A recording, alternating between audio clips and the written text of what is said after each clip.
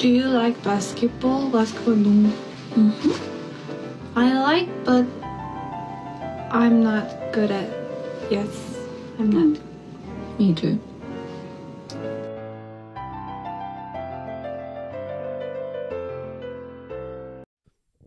Hello, everybody. Welcome back to the State of the League podcast, the only NBA podcast that's vehemently pro Black Friday. We're saying go out, spend all your money, and not necessarily on. Like you could get anything on Black Friday. That's the cool thing about it. Is like you want to start gardening, you could get like bulk fertilizer, for example. You could get that online. You like to light off fireworks, you know, the New Year's Eve's right around the corner. You could get like remote detonators online for cheap or something right now. Crock pots, pressure cookers? Yeah. Soup for your family, all sorts of things. Pipes. Home Depot probably has a ton of different stuff going on right now. Literature. You could do I'm sure there's like several different military manuals out there just available online for like public consumption right now that deal in all sorts of things. So yeah, just vehemently pro Black Friday on this podcast. I'm your host, Jack, a.k.a. joestar. This podcast is also satire, by the way. Have to get that out there every time.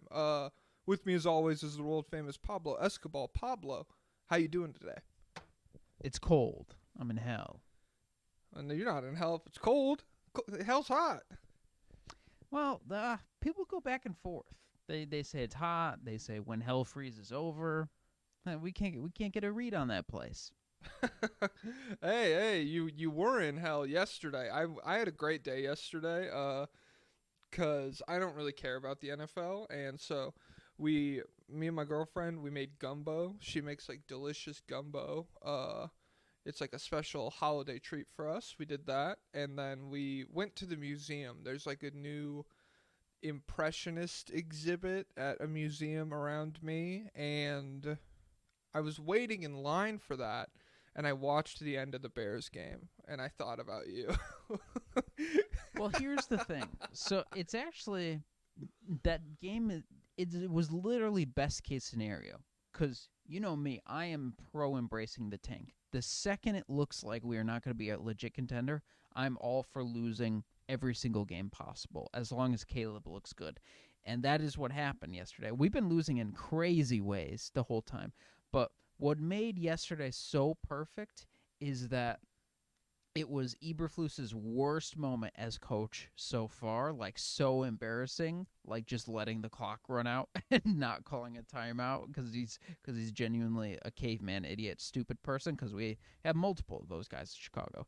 It's great that this happened on Thanksgiving on the national stage so that everyone in America can talk about how stupid this guy is because this bootleg franchise will only make decisions when there's public pressure. If this happened and nobody talked about it, they would be like, well, he'll improve next week. Yeah. But no, they have to be bullied into making common sense decisions. So the world is a better place. We are officially fluceless. Yeah, Let's just hope we don't hire a bigger loser next time, which we always do. What are the odds that they're gonna make a bad decision after being forced to pivot out of this already terrible decision? You know, who would do that? It's just not. That's just not in the spirit of Chicago sports. I'll say that much. Yeah, I was watching the end of that game, and I was barely even watching it. I had it on my phone while we were standing in line, and I would just take a peek at it every minute or so. And so I didn't even really fully register what was happening. I just had checked the score, and I was like, oh shit, the Bears kind of made a game out of it. There's like a minute and a half left. I'll just pull this up real quick. And then before I knew it, I looked down, and the guy dropped the pass right outside the end zone, and then the clock flipped to final, game is over, and I was just like, whoa, what transpired to get to this point? And then I went on Twitter, and yeah, it was just I will say before the firing was announced this morning, the vibes seemed way shittier. It was just how much fucking further can this guy drag us into He the. did a press conference. We handled it well, guys. He handled the clock well. He did what he wanted to do. It just didn't work out. It's crazy that they had him do a press conference this morning and then fire him. So That's sadistic. That's what that is. yeah, it was probably the worst Thanksgiving of his life last night. What does he have to be thankful for? And my last day of financial security. Nah, he's probably okay. He'll be fine. That's the thing. It's like you think about, he'll never be like financially secure. He could go coach at one of the 5 nicest high schools in Illinois, no question, and just like get like a yearly salary that you or me would become like mafioso hitmen in exchange for. Like he would get benefits that we will like be 50 years old being like, damn, if only we got dental, that would be crazy. That would be crazy. He could do that right now, no problem. So I'm not worried about him at all. Yeah, he'll just go to the MAC. He'll go to Toledo or something. Where's Toledo at? Ohio, I think. Hey, Ohio, sneaky big city state. They got a ton of big cities there. Cincinnati, Cleveland, and what else? Toledo is kind of big. Okay. And then what's the other one? Well, Akron is kind of big. Let me Akron pull up it's pretty big. It's bigger than you think. biggest cities in Ohio. Only in Columbus. Ohio. Well, Columbus. I've heard of Columbus. Okay. That's where Ohio State is. 800,000 people. Damn. That's actually the most. That's their biggest city by population. Damn. Shout out Dayton? to Zombieland. Did you ever see that movie? Yes. That's back why- in the day. that's That was why a that guy- big deal. When I was younger. It was a good movie, but that's why what's his nuts? Mark Zuckerberg. I can't remember his name now. Jesse Eisenberg. That's why his character is named Columbus, because he's from Columbus, Ohio. Yeah. The also Columbus, I believe, is the fast food testing city. So a lot of fast food companies, when they have new stuff, they'll test it there. It's so funny. They're just like, throw it to these fucking freaks up in Ohio. Let's see how they feel about it before we release this nerve agent on the general population. Let's drop it into the drive-thrus. It's not evil stuff. It's just new chicken tenders. Okay.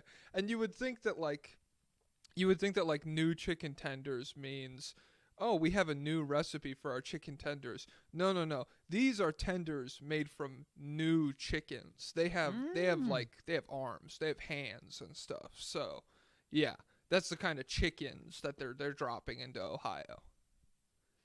I hope we get to the point where they can just grow fake chickens that taste like real chickens, and then we get to free all the chickens. Oh, that'd be so sick.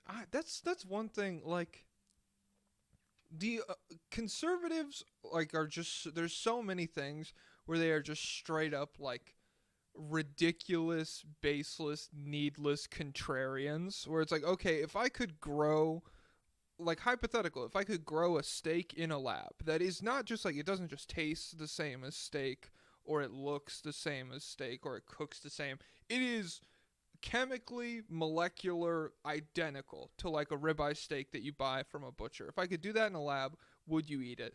Like 60% of the American right is going to be like, no, that's gay. I saw that Donald Trump might have the most pro animal rights cabinet of all time. like he accidentally might have become super progressive on animal protections and animal rights. That's cool. Yeah, you figure if you're picking just like extremes of the population, they will probably overlap in some area where they're like extremely all. I don't know. That's not necessarily a given. They could all just like hate animals, and he could make the worst one ever, I guess. So it's weird that everyone who hunts and like lives off nature is probably conservative, but they're somehow climate change is fake and gay. Let's kill this environment. Yeah. It's like, you guys are the ones doing that. You guys are the ones who need it. Yeah, you guys are the ones. I walk.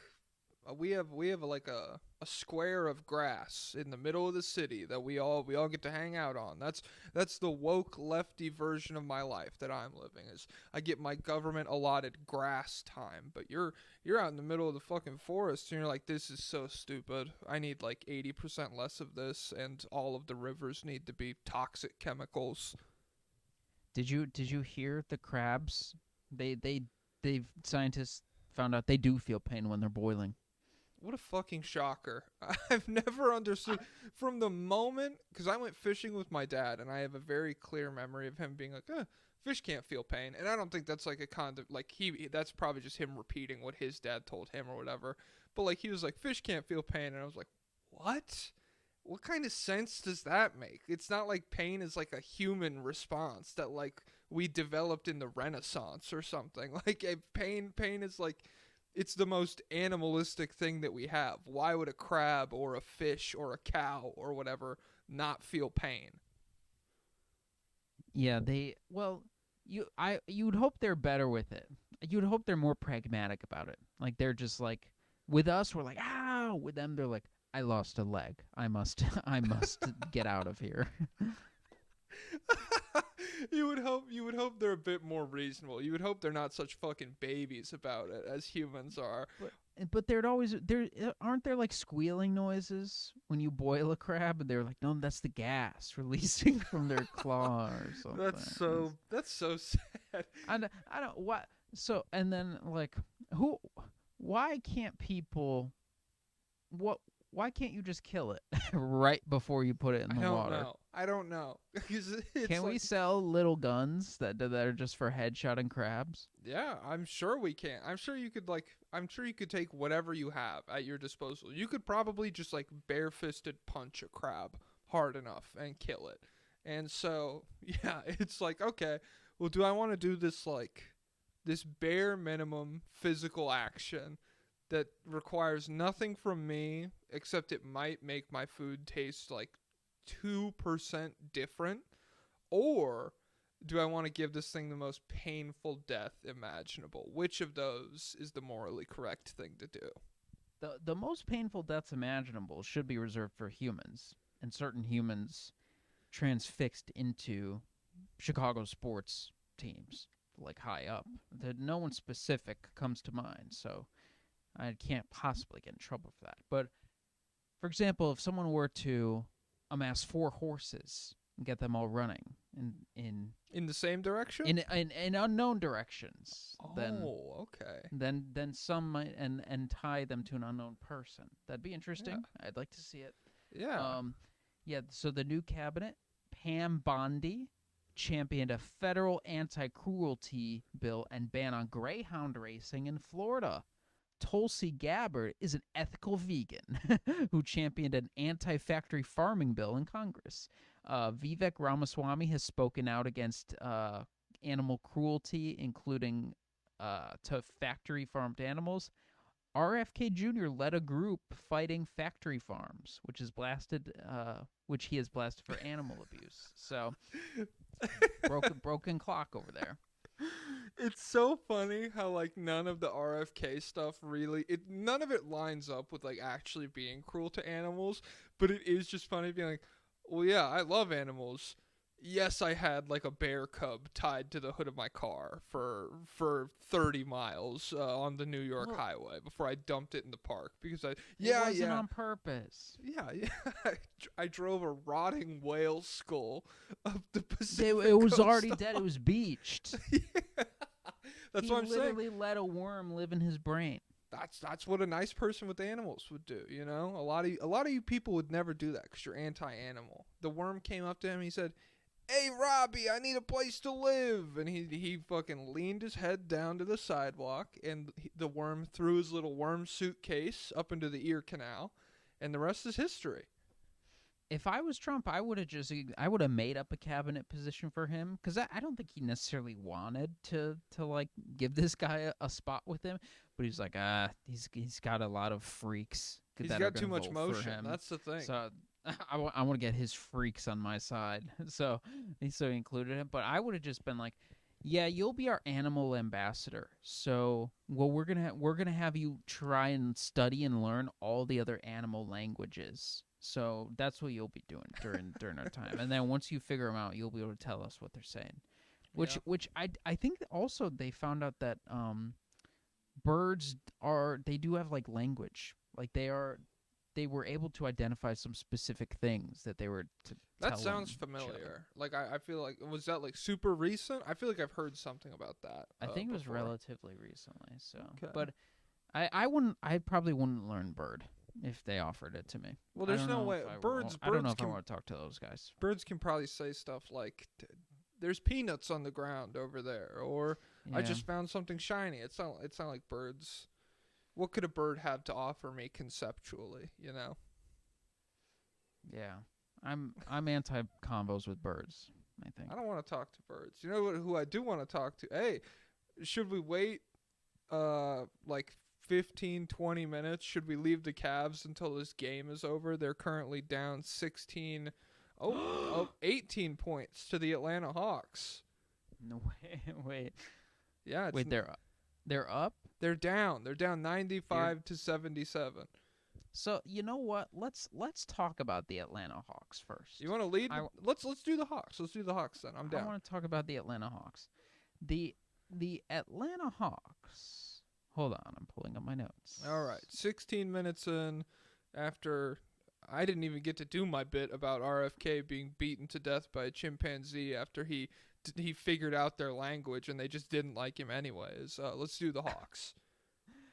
They have already beaten the Cavs. Which is insane. They have also beaten the Celtics.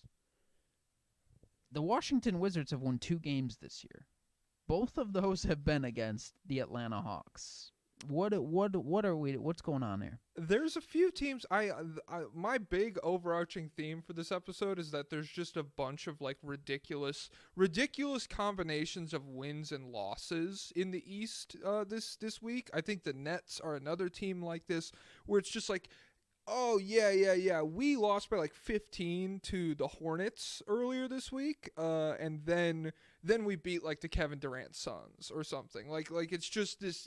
I don't know what to expect out of a lot of these teams. And to be honest, if I was being like just like pragmatic and looking at all the shit they've done this season, I would expect nothing out of a lot of these teams. I would not expect the Hawks to beat the Cavs twice, which it looks like they're in position to do right now, at the very least. I wouldn't expect the Nets to beat a lot of these teams, but they have, yeah. And so, Jalen Johnson's last 4 games, 22.5 points, 12 rebounds, 5 assists, 2.5 stocks on 60% true shooting.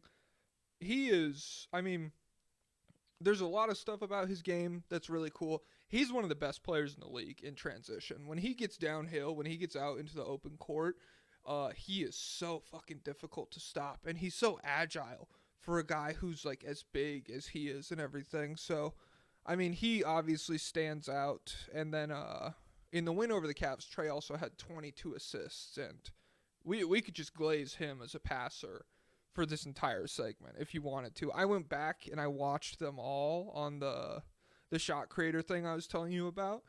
The like variation of passes, I mean, 22 is a ton. You're going to get a bunch of different looks in there, but like he was just doing everything. He was doing whatever he wanted as a passer against the Cavs. Like even if they tried to double him, he was finding whoever was open immediately. He was getting downhill and kicking out in single coverage. He was doing like the kind of like hang in the air and wrap around bounce pass to Capella for a dunk. He just, yeah. Trey, I feel like he's still probably underrated as a passer just because people don't like so many aspects of his scoring bag that like they aren't willing to look at the whole picture of him offensively. But he's been fucking crazy. And then I don't know. I do have some negative stuff about his scoring compared to like the same portion of last season. Like the slow start has been a bit more concerning this year so far. But we could do like positive stuff first. So what do you want to talk about? Well, yeah. He's at 81 assists in 5 games. He's been going bonkers as a passer. The scoring has been bad, but a part of that is because he's injured. Like he's on Achilles tendonitis watch, and he's like, is he playing in this game right now? Yeah, he's playing right now. Yeah, so he was like questionable for this game. He's scoring real well in this game. But Well, that's what I'm saying is like I didn't know about the tendonitis thing. I'm not going to pretend like I knew and I just ignored it.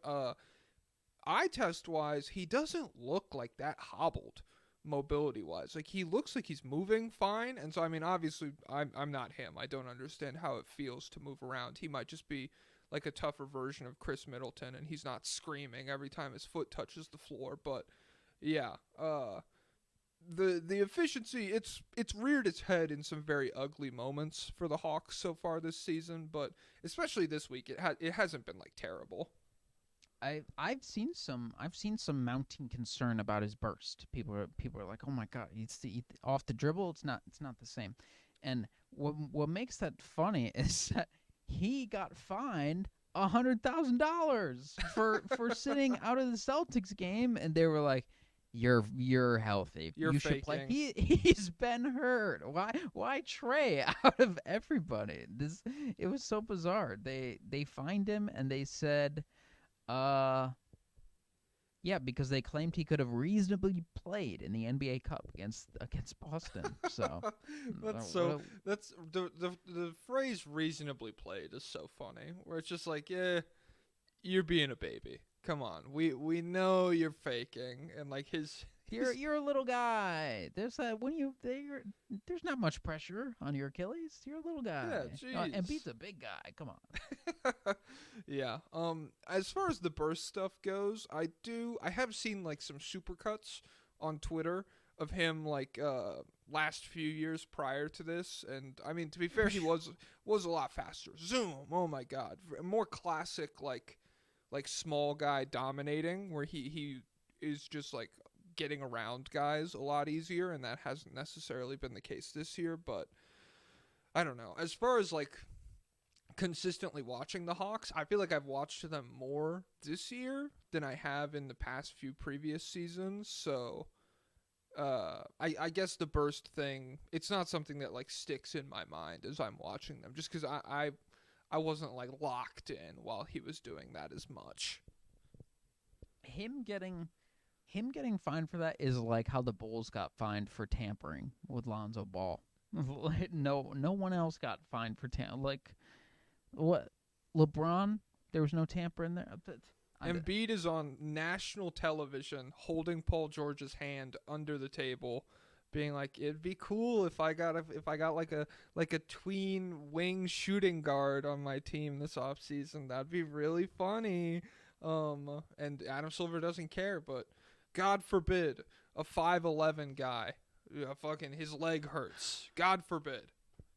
God forbid. All the other players in the league are like, I don't really feel like it tonight. And then Trey's like, ow! And then they're like, you're being dramatic, you little gremlin.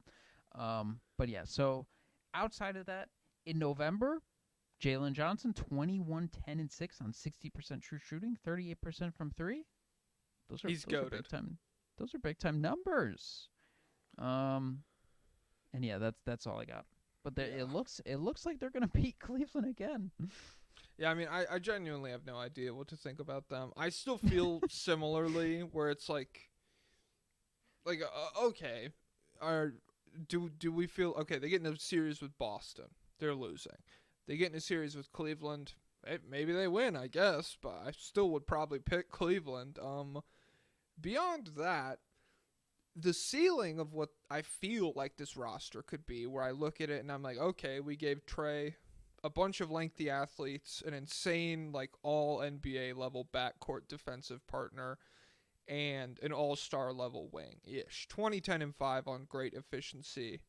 You don't have that many guys doing that. So when I look at that, and I look at like what we've seen Trey been able to do when he's like 100% in the past, yeah, could this team compete with Orlando or the version of the Knicks that we've seen so far this season?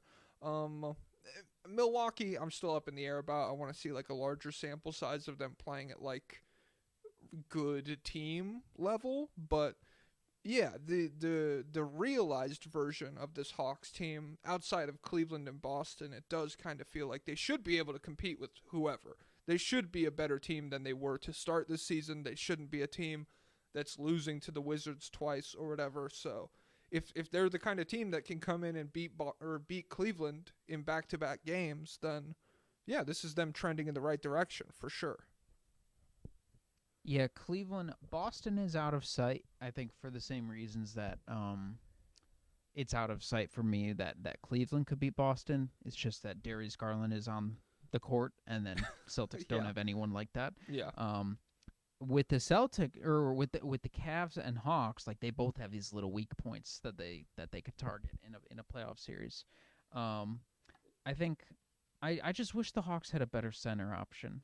Because Capella's old, and then Okongwu's playing really good, but he is tiny. So I will be a little bit worried. Yeah, like if you ask Okongwu to be like starter or primary big man for a full series against Mobley and Allen, that's gonna go poorly. I mean, maybe they're a team that gets active on the trade market this year. Because there's also, we got a lobbyist request. I can't remember who it was from that was like, there's not really like a franchise-changing center on the horizon in the next few draft classes. And I mean, their question delves more into like, is the meta of the league gonna change as these skilled 7-footers age out? And I'm like, I'm sure there will be. Come on. Come on. Yeah. But for a team like Atlanta, that's a team that I could see getting active if Toronto really wants to shop Jakob Poeltl around. I wouldn't hate a move like that for them or something. So yeah, and fuck it. I won't get into the slow start scoring stuff. I'll just let them be positive. They're a hot team. They're beating Cleveland right now. What's 5 minutes left? They're up. Yeah, they're only up 14 points. That's not. They're 1-3 still in their previous 4. Yes. They're 8 and they lost to the Bulls and they lost to the Mavs without Luka. So yeah, so they're not even a hot team. They're just a confounding team. Okay, fuck it. I'll put it out there then. Okay, so Trey this season through 18 games, not including this one right now where he's playing well. I don't know what he's got. Through 18 games, he's been 22 points on 38% from the field, 33% from 3 for 55% true shooting. Through his first 18 games last year, he was 27 points on 41% from the field and 35% from 3 for 57% true shooting. However, if you ignore like the first 3 games of last season, everything gets way better. Like he picked it up pretty rapidly, and I guess that's a spot where you could point to the tendonitis that you're talking about as like a reason for this prolonged delay. But like if you ignore the first 3 or 4 games of that stretch last season, he's like 29 points per game on 60% true shooting through like the remaining like 14, 15 of the first 18 games. So yeah, it's just people are like, he starts slow. This year feels like a different kind of slow start than last year did to me. And he's usually pretty healthy, I feel like. Especially for a guy who's 6 feet tall. Like you would think he just gets obliterated. Yeah. And so I think the efficiency's really hurt this time because it's affecting his burst and because his efficiency overall is really buoyed by how often he gets to the free throw line. He gets there a ton. Yes. Because the shooting always goes up and down, but the free throw line is like the one constant for him. So if he's getting there less, let's see, how many times has he gotten there? He's gotten there once in this current game against Cleveland. Jesus. So, and they don't have. I mean, Ty Jerome's fine, but it's not like they're flush with like good defensive guards. Let's see. Who are they? They started Okoro. He's get him off me. Screen. He's fine. But yeah, so the Let me check what his free throw numbers are at. If this is legit or if this is I fan remember fiction. in the stretch I was talking about, outside of the first 4 games last season, his numbers, his free throw rate, he was like 9 free throws a game or something after that. So he was getting there really consistently, and that helped with his overall efficiency a lot. So that speaks to kind of what you're saying. So yeah, he's at 6.7 free throw attempts per game. This would be the lowest since his rookie year when he was 5. Damn. Year 2, baby, he was up to 9. Okay. Yeah, refs, stop swallowing the whistle. Why do you hate the little man? Stop swallowing. They hate it because the NBA called in the hit. They're terrified of Trae Young. That's why they're finding him. They want him to pop his Achilles live on national television. Jesus. And, yep. Adam Silver, that's what he wants. And he's watching in only his little slutty underwear in his New York apartment, saying, "Please, Trae Young, please pop your Achilles." And the sicko freak. And he's you know what's crazy about Adam Silver? You would think he's totally hairless, chest down. He's like Sasquatch. He's incredibly hairy. Disgusting. Sick fuck. All right. Adam, please reach out if you want to be on the podcast to defend yourself. We'll debate you on this, whether you're a slut or not. Yeah, come defend yourself in the court of public opinion. You know, we promise to be fair. We're objective. If you don't come on, that just proves how much of a slut you are. Exactly. I mean, that's what a lot of people are saying. Like, if you're scared to defend your position, why hold your position at all? It's almost like you don't know what you're talking about even. Defend your sluttiness in the marketplace of ideas and sluttiness. The marketplace of sluttiness. Okay. Do you want to talk Boston slut? Oh. It doesn't feel I suppose. Doesn't feel so good, does it? All right. Let me call them 31-30, we can call it. The Celtics, 4-0 week. They beat the Clippers, the Wolves, the Wizards, and the Cavs. This feels like a more classic Celtics week than we've had to start this season so far, even though they are still like a really good record and they're a very dominant team. Haven't really gotten one of those weeks where it's just like the Celtics didn't lose and they beat the brakes off of everybody. Let's keep it moving. That is closer to the story this week. Porzingis returns.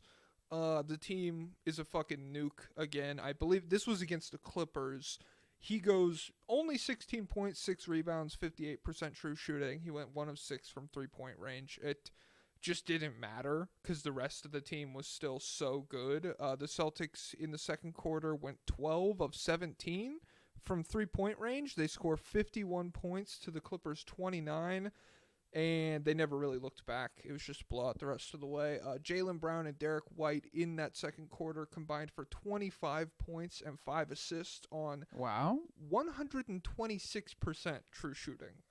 Whoa. Yeah. That's a fake stat. So they're breaking over 100%. Okay. Well, have you ever seen a little show called My Hero Academia? I think I might have seen an episode or two. Well, I think you'd be familiar with these words. Roll a clip, and then I'll edit in all my go beyond, plus, ultra. Damn, what a first no-move fight. If you know, you know. It's so sick. Yeah, they went 8 of 9 from the field and 7 of 8 from 3-point range. Jaylen Brown and Derek White in there. So, yeah, other than that, the Wolves game did get a little dicey, but they still, I mean, they held on. Well, wait, did you mention that Zinger's back? Yeah, I led with that. I'm just saying. Oh, my bad. That was in the Clippers game, but to me, it didn't, like, the story of the Clippers game was that he came back, he didn't necessarily dominate, and they obliterated this Clippers defense that, to be honest, has been pretty good. They had, like, 4 straight games where they held teams to close or under 100 points prior to this Boston game where they just get decimated. It's the best defensive team Terrence Mann's ever played on. Kind of a bar. I mean, like, especially if Kawhi was healthy, oh my God, it'd be crazy. Do you have any? Well, I don't know. Last we saw Kawhi, he was trash on defense too. So okay, Kawhi's washed on defense. My fault, guys. Guy who's only seen Kawhi play in the Mavericks series last year. So what are we waiting on that guy for? guy kind of fucking sucked. I'm not gonna lie. I mean, he's got great tools, but jeez, he just doesn't. He's got great traps. They look like bones. Yeah, well, I mean, he's got some of the best arms in the league. Oh, he's so ripped. He would easily beat up David Robinson. I don't care about the military training. Whoa, is that an argument? In the marketplace of ideas, refute me, loser, debate me. You're scared. Oh my god. Well, no, the military training. They probably have David Robinson's probably willing to kill, because so in old-timey wars, the soldiers were so afraid. Like, the vast majority of soldiers, they weren't firing their weapons because they were afraid to kill. Whoa. Most people didn't want to kill. So all the killing was done by a small percentage of soldiers. But today, I think the number's different. I don't know what it is, but it's because in the training camp, it's like part of his training people to be okay with killing. So they like wake them up in the morning. They're like, say kill, and then they're just screaming that and stuff like that. So I don't know how old David Robinson. What conflict would have been going on when he was in the military? He's post Vietnam. Probably like the first, like the Operation Desert Storm or whatever like Operation Desert bullshit we were doing in the 90s. Where I don't even remember exactly what happened in that one. We put like a bunch of sanctions on Iraq or Iran, and God, like we took out like every electrical system in the country or something, and then we were like, oh, wow, these guys are savages for attacking us. Oh my god. I wonder if he's ever said anything controversial at all, or like anything political at all. I would imagine not. I thought you were gonna say, in old-timey wars, they actually used to be they used to see the enemy like across a field or something, and they used to have these guns that they would like point and shoot at the other guy, and like a bullet would come out. Instead of now, they wake people up at 6 a.m. and they're like, hit a 360, and then they get onto like fucking computers with like PC gaming mouses, and they just fly drones around, and it's just like, that's warfare now. I can't find. I doubt he's ever said anything. But I wonder if he's still fully pro-military, or if he's one of those guys who's disaffected, or like Dave Robinson could just secretly be the most Islamophobic guy on earth, but just based on timing. Like they were probably back then they were probably teaching him like these. So the people in the Middle East literally were born without a soul. That's what our research is telling us. So because he also seems to me, his vibes are super Christian. So like, yeah, probably. Like if that's the angle they took, it would probably work really well on him. Where they were like, so in the Middle East, the devil actually is like within the sand. Like every grain of sand in the Middle East, that's why it's hot there. Yeah, yep.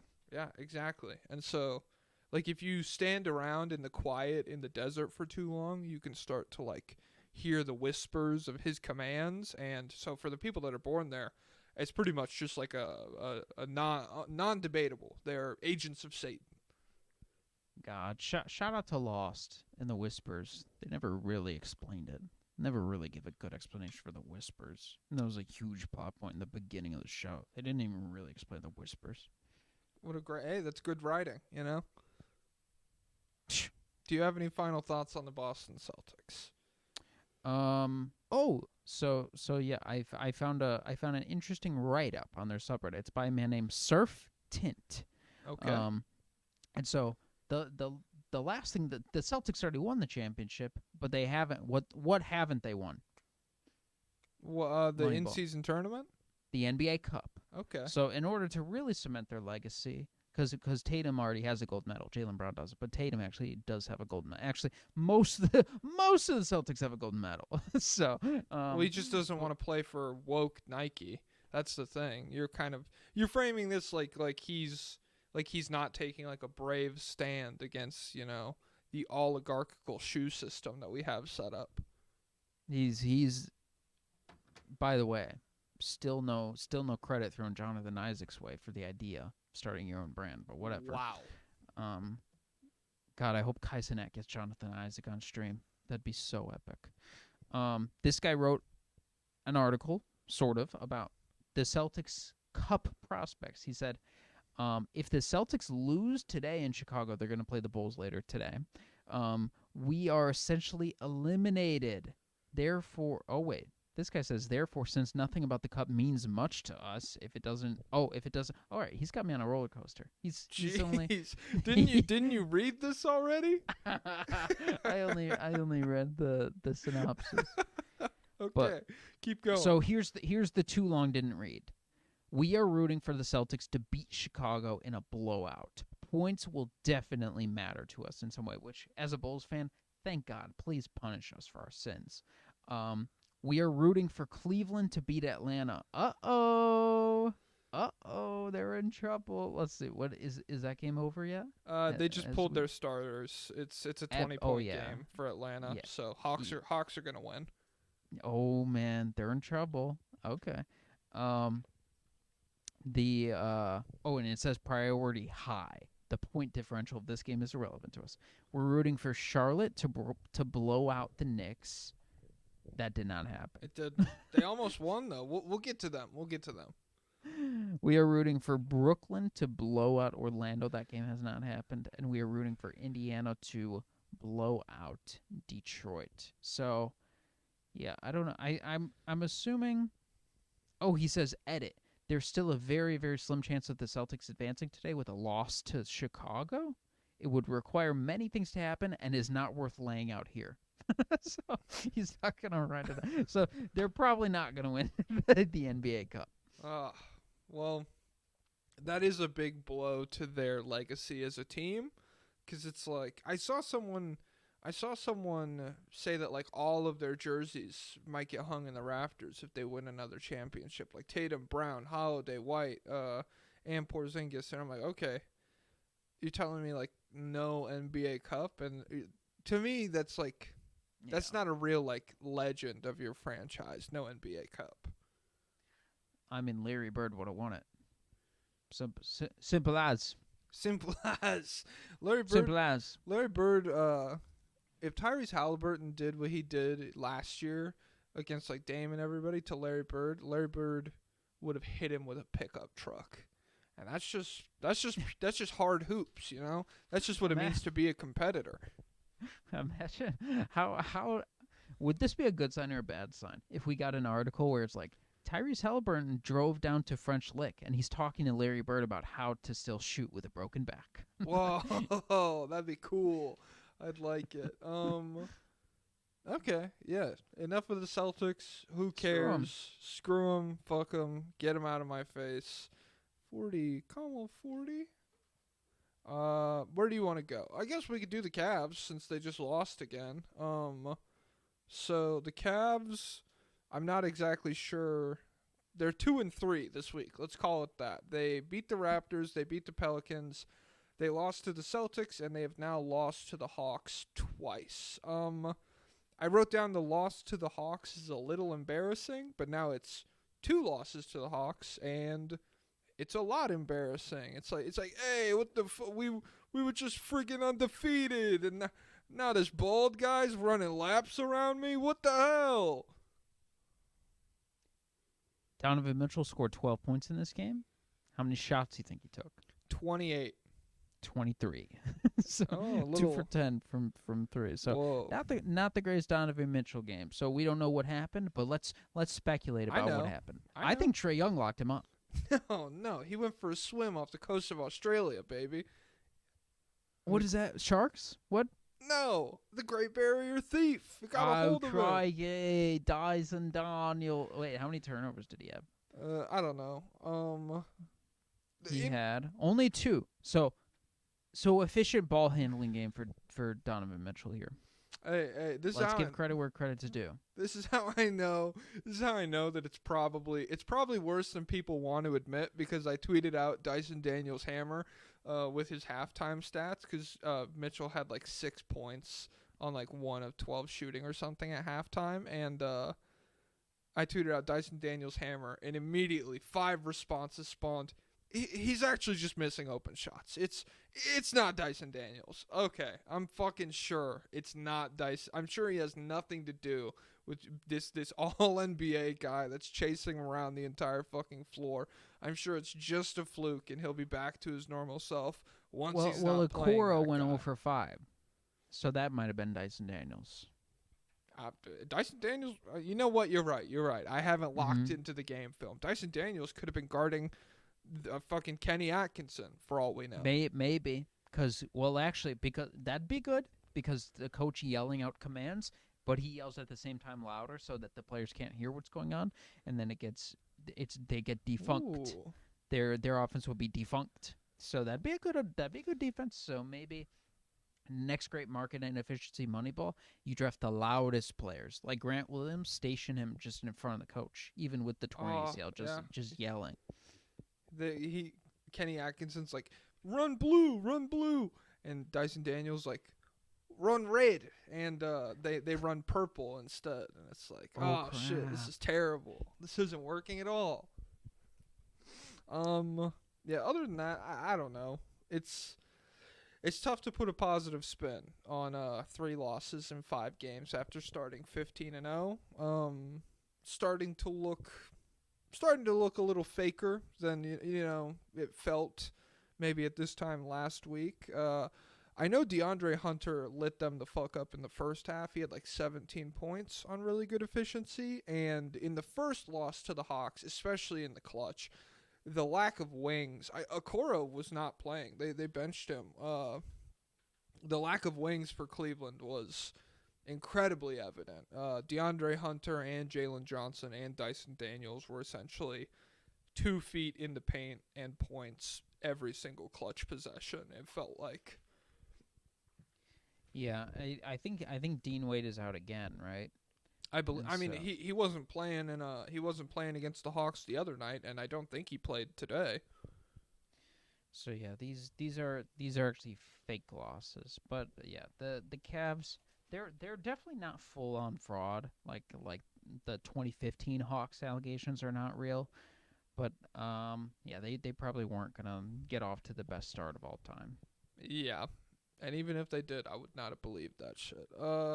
But it's still, there was some stuff to like. Yeah, I mean, Evan Mobley, from what in the moments I watched, he was like the only reason the Cavs were even in this game. So to be able to take like a good Hawks performance and a terrible Donovan Mitchell performance, and you're still competitive because that's just how good Evan Mobley was.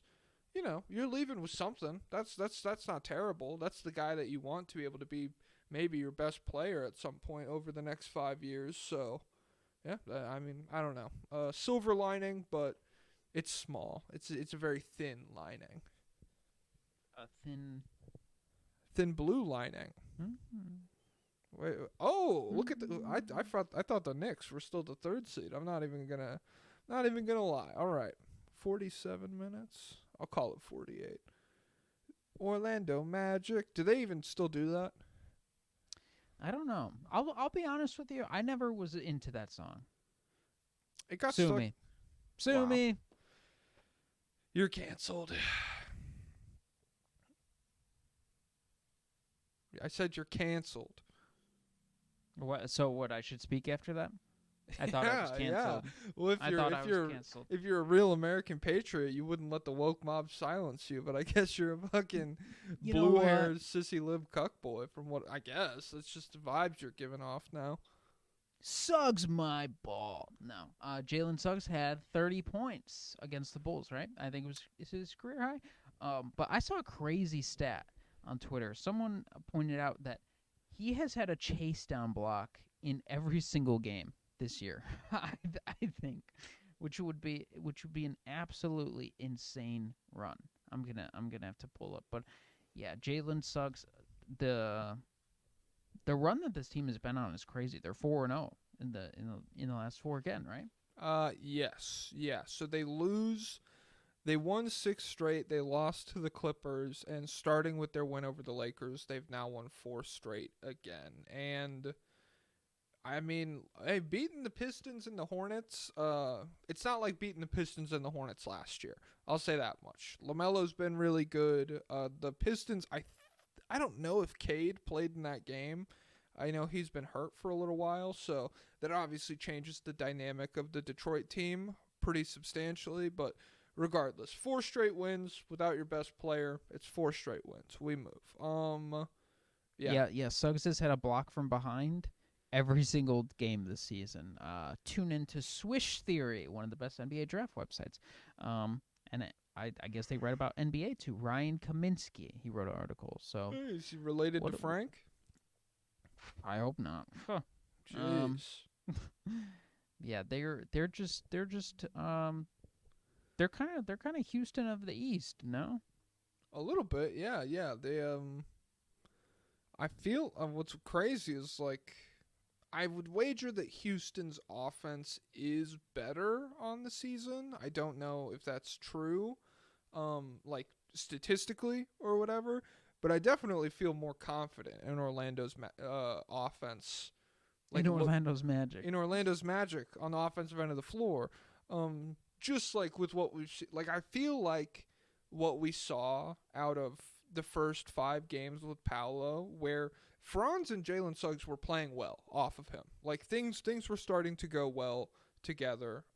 The spacing was the best it's ever been for Paolo, even with KCP being disastrous. And so that combination of players, I feel like probably has a higher offensive ceiling than what Houston is cooking up right now, especially with like how Jalen Green's been playing. Maybe if you put in like a Men Thompson and you just get like 1 million transition possessions a game or whatever, maybe then you could lift your offensive rating up enough. But yeah, I just feel a little more comfortable with the tools that Orlando has and the offensive star power that they have. Even though, shout out to Şengün. I like Şengün a lot, but it's a little tough outside of that.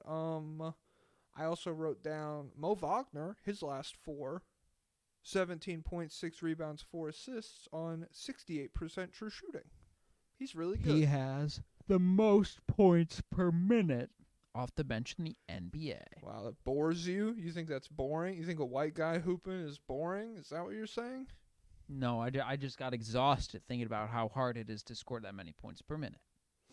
He plays so hard. He's exhausting to watch because he's like, oh, I missed. I'm going to get my own rebound. Oh, I missed. I'm going to get my own rebound. And then he gets a layup. And then he screams at you. And it's like, dude, you already beat me up. You don't have to yell about it too, man. And then KCP did have his first real game. I mean, like it doesn't feel like he's had a game nearly this good yet. In the win over Chicago. So 24 points, 4 steals, 6 of 10 from 3 for 87% true shooting. This is the first time this season that he's hit more than 2 3-pointers in a game. This is just the 4th time this season where he's had at least 2 threes on 40% shooting or better from 3-point range. And it's also just the fourth time this season where he's scored in double digits, point blank period. So maybe he's turning a corner. Maybe he found his shot a little bit again. Only time will tell, but it would be he's been good defensively regardless. Like it's not like he's been like a Josh Giddey level negative for them or anything, but he would be much better if he was providing the spacing that they brought him in to do. Goga continues to play well. Did you see his sick block on Levine? I didn't, no. Levine went to try and dunk on him. He stuffed it with his hand. It was so good. Levine high-fived him after the play. That's Shit. Levine. I think Goga's going to be my next YouTube video. Nice. I'm going to make one first. Go subscribe to Hot Tunes TV channel, NBA. Go subscribe to Cold Tunes TV Japan, NBA. What the fuck? The fuck? Yeah, I don't have that much more on Orlando. I mean, consistently just winning games the same way that they've been winning all these games. It's still impressive, and I feel like they're more fun than like, I don't know. The Knicks are kind of fun, like a car crash is fun, but it's more traditional fun to watch the Magic. Get them out of our face. Get them out of my face. They're so close. Because they're doing sleight of hand magic, and you want to be really close to people when you're performing that, so they can't get a good look at what you're doing with everything. Yeah, so I'm gonna make him. I got him right up in the camera right now. I made him disappear, and now we're in New York. Oh my God, taxi. The Knicks are 2-2 this week. They beat the Hornets and the Nuggets. They lost to the Jazz and the Mavs. Oh, this is another bizarre combination of wins and losses because they damn near lost this Hornets game this afternoon. I don't know if you saw it, but it came down to like the final 2 minutes and a bunch of like tough Jalen Brunson mid ranges and everything against a Hornets against like Vasily Micic and Salon and like a garbage Brandon Miller game. So it's just been a weird season from New York so far. Do you have any thoughts on them? OG dropped 40 the other day, didn't he? I didn't. Against who? Against Denver. Denver has a basketball team? Yeah. Whoa. Who was he doing it on? To be honest, I don't know. I didn't. There was actually. It's because that game started, and I was like, okay, well, this is the fakest. It's the magnet ball game. We did it to the Lakers. It's fine. Now they're doing it to us. It's the cycle of everything. But like, you cannot convince me a loss where you're down 30 points. I'm not taking shit away from that in terms of like learning anything about the basketball team. And there was actual good games on at that point still. It wasn't like that was the late game on the West. But he did play. I mean, 40 points. Like, it was good enough that half of my fucking timeline on Twitter was like, I think OG Anunoby's an all-star, guys. I think he's like knocking on all NBA conversations. It's the post Anne Hathaway bump, you know. Well, what's he done? He needs to bump into her again. What's he done since then? Well, he had an 8-point game, but actually, if you combine those two, that's 48 points. And divide by 2, that's 24. Well, so he that's also played. He played 2 today games. too. You want me to look it up? Oh, what did he do today?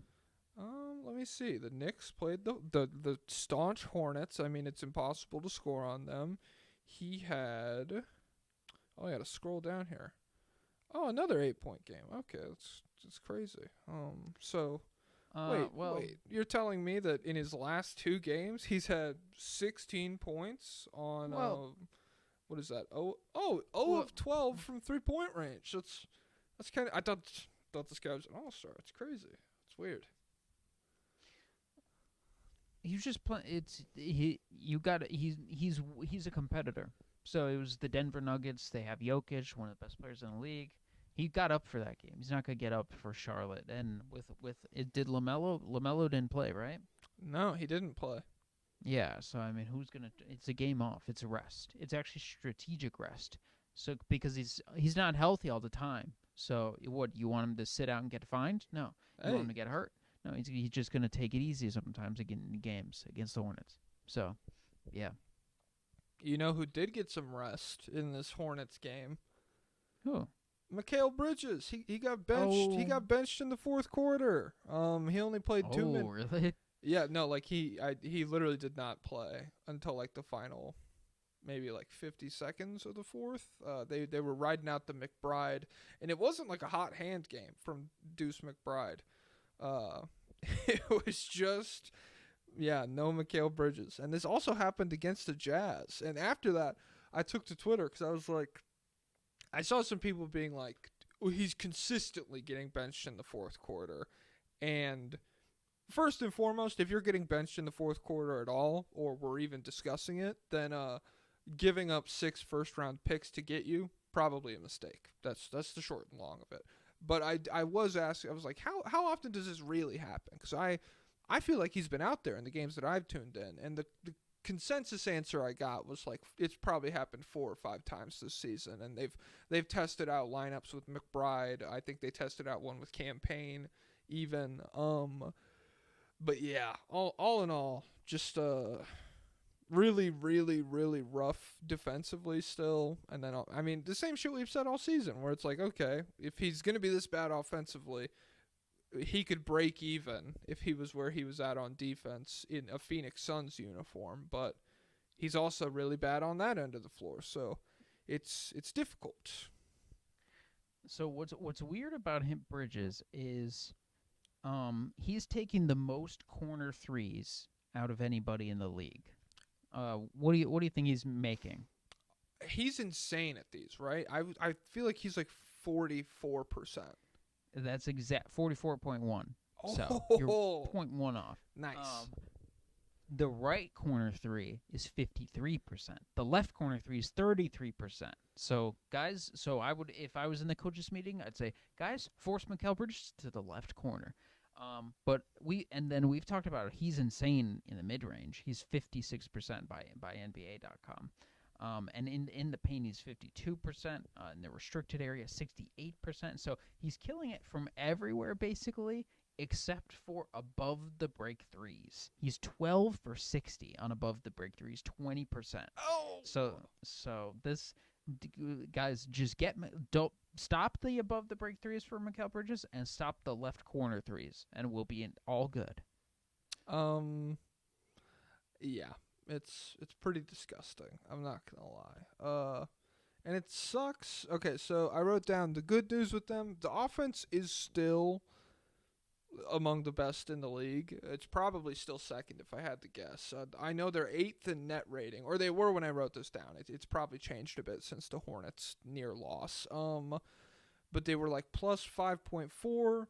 8th in net rating, and when you compare that to a team like the Lakers, who kind of have a similar thing, like yeah, they're number one offense right now, above the Cavs. Whoa! I mean, the Cavs, they can't even score on the fucking Hawks. So who's surprised by this? Not me, ladies and gentlemen. I'm a genius.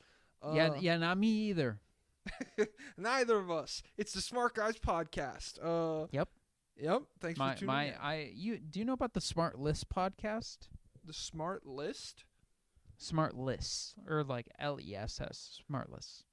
Oh no, I don't know about that. It's Jason Bateman, Will Arnett, and then a different guy. I think it might have been a guy from Will and Grace or something. But I guess it's this huge podcast. My family was complaining about it last night. They were saying they get huge guests on there, but they're terrible interviewers, and they're not funny, and they bully one of the other guys. Sounds like Cumtown. There's no way they're as funny, and there's no way they're as racist. Could you imagine if they were only the second one? So you get Will Arnett doing like a Chinese accent, but no one's laughing at all. It's not funny. Yeah. So what the fuck? Are we still on the Knicks? Okay. So yeah, the Knicks were the 8th net rating, and when you compare them to the Lakers, who have a similar dynamic of like really good offense, or they did, and then dog shit defense, the Lakers are minus 1.2 on the season. So the Knicks, their dynamic is good enough to be like well above in the plus minus. However, the bad news is that they are still among the worst in the league on defense. They are the only like serious team. Well, okay, there's 3 other quote-unquote serious teams with a below-average defensive rating at this point. The Nuggets are 17th, the Suns are 20th, and then the Lakers are 24th. And only the Lakers on that list have a worse defense than the Knicks do. With McHale on and OG off, the Knicks have a defensive rating in 160 minutes of 127. That's their defensive rating. So that's pretty disgusting. What did I write down? Oh, so yeah, and then I don't know. All of the other shit is just like stats stuff. So in the paint, the non-restricted area paint, they have the worst opponent field goal percentage in the league. In the restricted area, they're actually 13th in opponent field goal percentage. So they're working their way up in that category a little bit, but they still have the 5th worst opponent field goal percentage on corner threes, the 9th worst on above the break threes.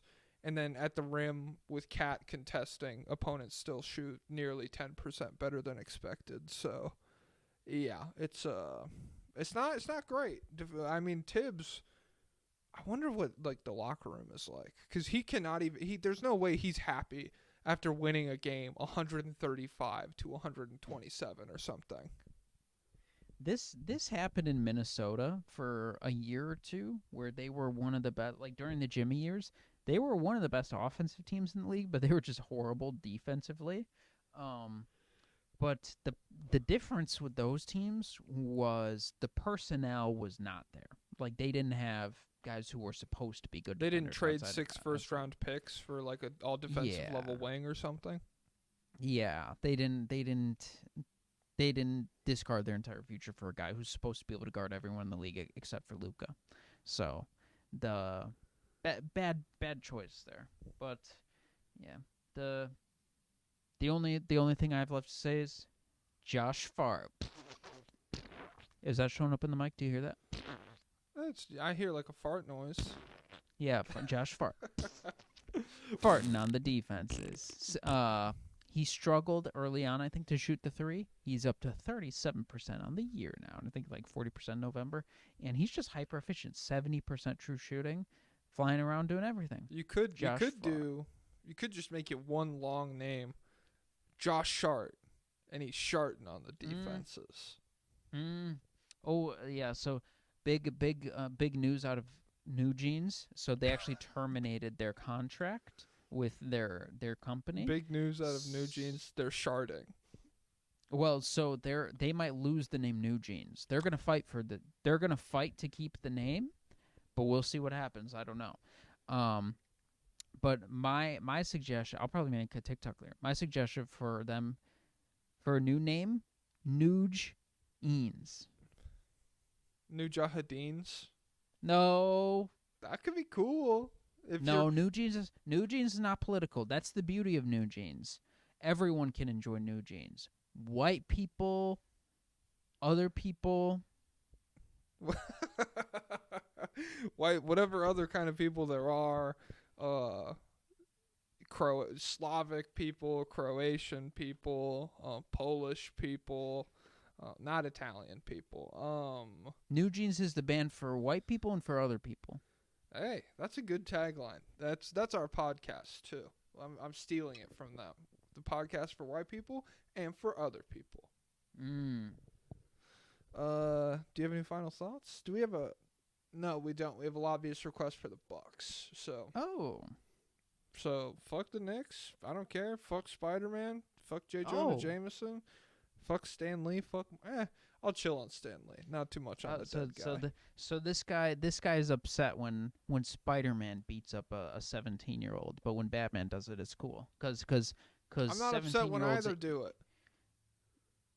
I think it's based and cool. I think it's good. First of all, show me how many fucking 17-year-olds that Batman or Spider-Man have beat up. Anybody who's in one of these warehouses is asking for it. And anybody who lives in these cities knows to stay away from these fucking warehouses. And to be honest, it doesn't feel like you are upset enough with the people who manufacture these circumstances that push people into a life of crime. It feels like you're only upset at somebody who's trying to address the problems head on. And you know what? That's fine. That's fine if you want to take stances like that and you want to be upset at individuals and conflict amongst people without the power to really, issue change onto the world. But if you're just gonna take money from corporate donors and kind of swallow whatever fucking lines they tell you to do and shit them back out to us on the podcast, then I'm not gonna value anything you have to say on any of these topics. They list the jobs on Indeed as driving jobs. They don't list it as the Joker's driving job. How do you know this? Because they've done reporting. So you think that the people who are accepting these jobs haven't read these reports? They're 17. They're trying to get a single. They think they're getting. They think they're getting a deli delivery job in New York and Gotham. God. They're not transporting guns, transporting drops. Yeah, I click on an Indeed or a fucking Indeed link. It has no description. It's for like Giggles Import Company, location the Docks, and I'm like, What was your first job? I did drive-through work. Oh, you didn't assume it was the Joker's drive-through? No, because you didn't assume it was the Green Goblin's drive-through? I got a job at a place that I had gone to. I had been patronizing for years prior. I understood. I got a job in my local community. How are they supposed to go to a truck? You know what? I can't talk to you, man. You're so clearly in the fucking pocket of the elites of these cities. It's ridiculous. I'm sorry. I root for I'm sorry. I want the people You fighting don't want bad guys to have some regulation. No. Oh my god, dude. Yeah. Yeah, he's pro police. Everybody. Let's get to the Bucks. Listen, the police get punished. I mean, not well. Actually, they have to. No, they don't. I apologize. They do not get punished. But the police, when they can get sued and they pay out billions in lawsuits, who's gonna serve the Batman? You got to catch him first, baby. Yeah, exactly. And then what do you think happens to the innocent? Get your ass whooped, baby. Yeah, Batman, you're Oh. Hey man, maybe get your fucking hands up before you try to serve the Batman some bullshit. Wow. What was that? Did I just hear Rocky music? No, it was my girlfriend turned on a video with polka music across the room, I think. No, that's banned. We'll get banned off of YouTube. Oh shit. All right, let me talk about I had to take my hoodie off. I'm fucking sweating over here. The Bucks. They had a why don't you open up a window? You love fall so much. I do. I had the window open all day. I closed. Do you really? Yeah. I wear sweatpants, socks, a hoodie, and I have the window. You're crazy. It's not wide open, but it's cracked. I like it chilly. 4-0. They beat the Heat, the Hornets, the Pacers. Foreigner. Who is that? You know the song Foreigner? Foreigner. No. You sound like Designer with just about white. No. sound like Designer with 3 eyes. That might be a Designer song. I don't know. Foreigner. Sound like RFK. Dame. All right, they beat the Hornets, the Heat, the Pacers, the Bulls. Mr. Lillard turns back the clock, drops 37 points, 12 assists on 88% true shooting to beat Miami without Giannis. He opened the game with 25 points on 8 of 12 shooting in the first half. Very, very classic, very vintage Dame Lillard game. Lots of crazy deep step back threes, coming off screens, good ball movement, attacking closeouts, all that shit. What was I gonna say? I don't know. He's not washed. It's just the fit with Giannis on the floor that's kind of clunky. And it necessarily hasn't even... I mean, his scoring has not been like this when Giannis has been on the floor. But regardless, he's not washed. I'll say that much. Yeah, it's a lack of aggression issue, I think, when Giannis is on the court.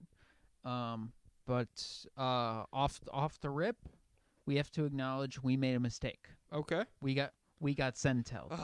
That's on me. It's not we. I won't let you take the fall for this. That's on me. I brought the quote, and you said, "Is that real?" And I said, "Yeah, I think so." So there was a Sentel quote that's Doc Rivers said, "I need to take coaching more seriously." Which does that sound like something that he wouldn't say? Is it unrealistic? Are we the problem, or is Doc Rivers the problem for behaving in a way that we think that was true? That's what I'm saying. It's like, salute. Go at them dudes. like it's not my fault that a guy spends a year and a half saying the most ridiculous, just I didn't even want this job. I wouldn't wish it on anybody. I wouldn't wish this job on my worst enemies. This job is, it's legally classified as torture. If they did this job at Guantanamo Bay, they would do a report on it that would get leaked to the New York Times. That's how bad. This is all. I'm being too much Eeyore. I should have said all of that. If they did this job, it'd be really bad and everyone would hate it. It's not on Blake. It's not on Blake.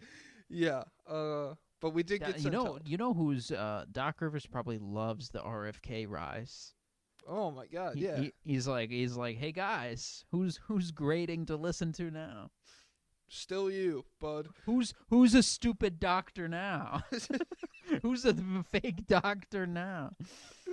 Oh, you're mad because I lost a playoff series as the higher seed. This guy just prescribed ivermectin to half the country. This guy, he's eating horse electrolytes out of a bucket by the spoonful. He's arresting the bees for making honey.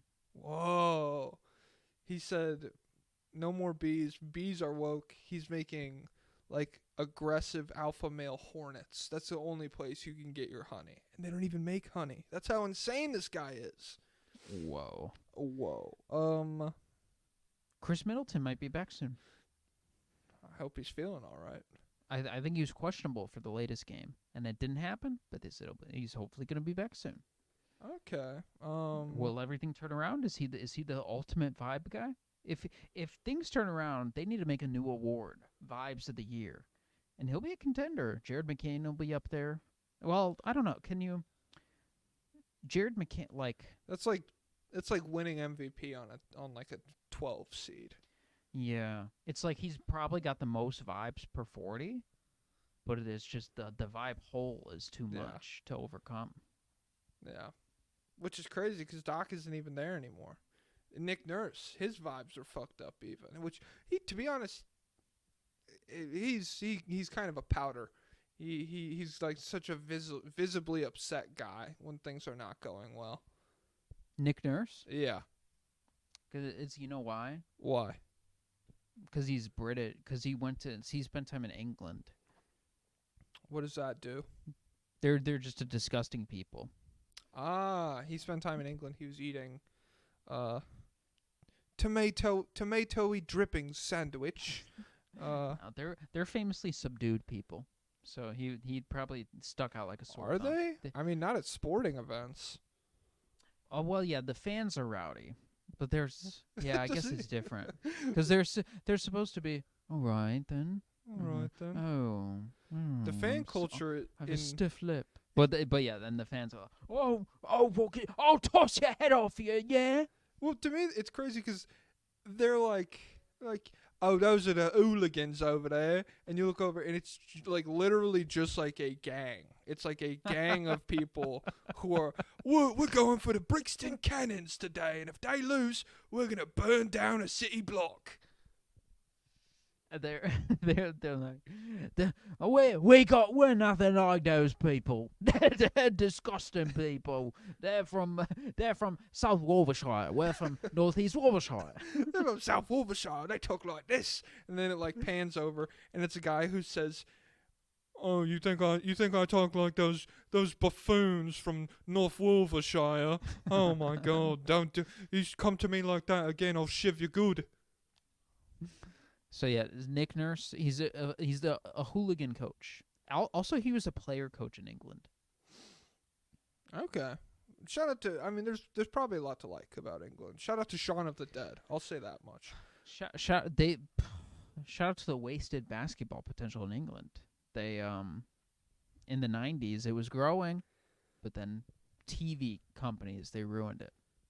That's all. Ain't that just the way? If we Yup. Worldwide day of play for every TV, not just Nickelodeon.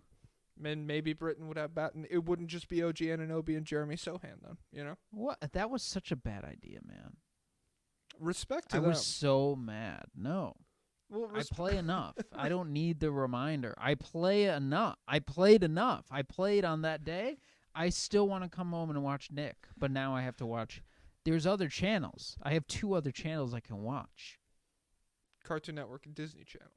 Yeah. You probably went to Disney first because you're girl pilled.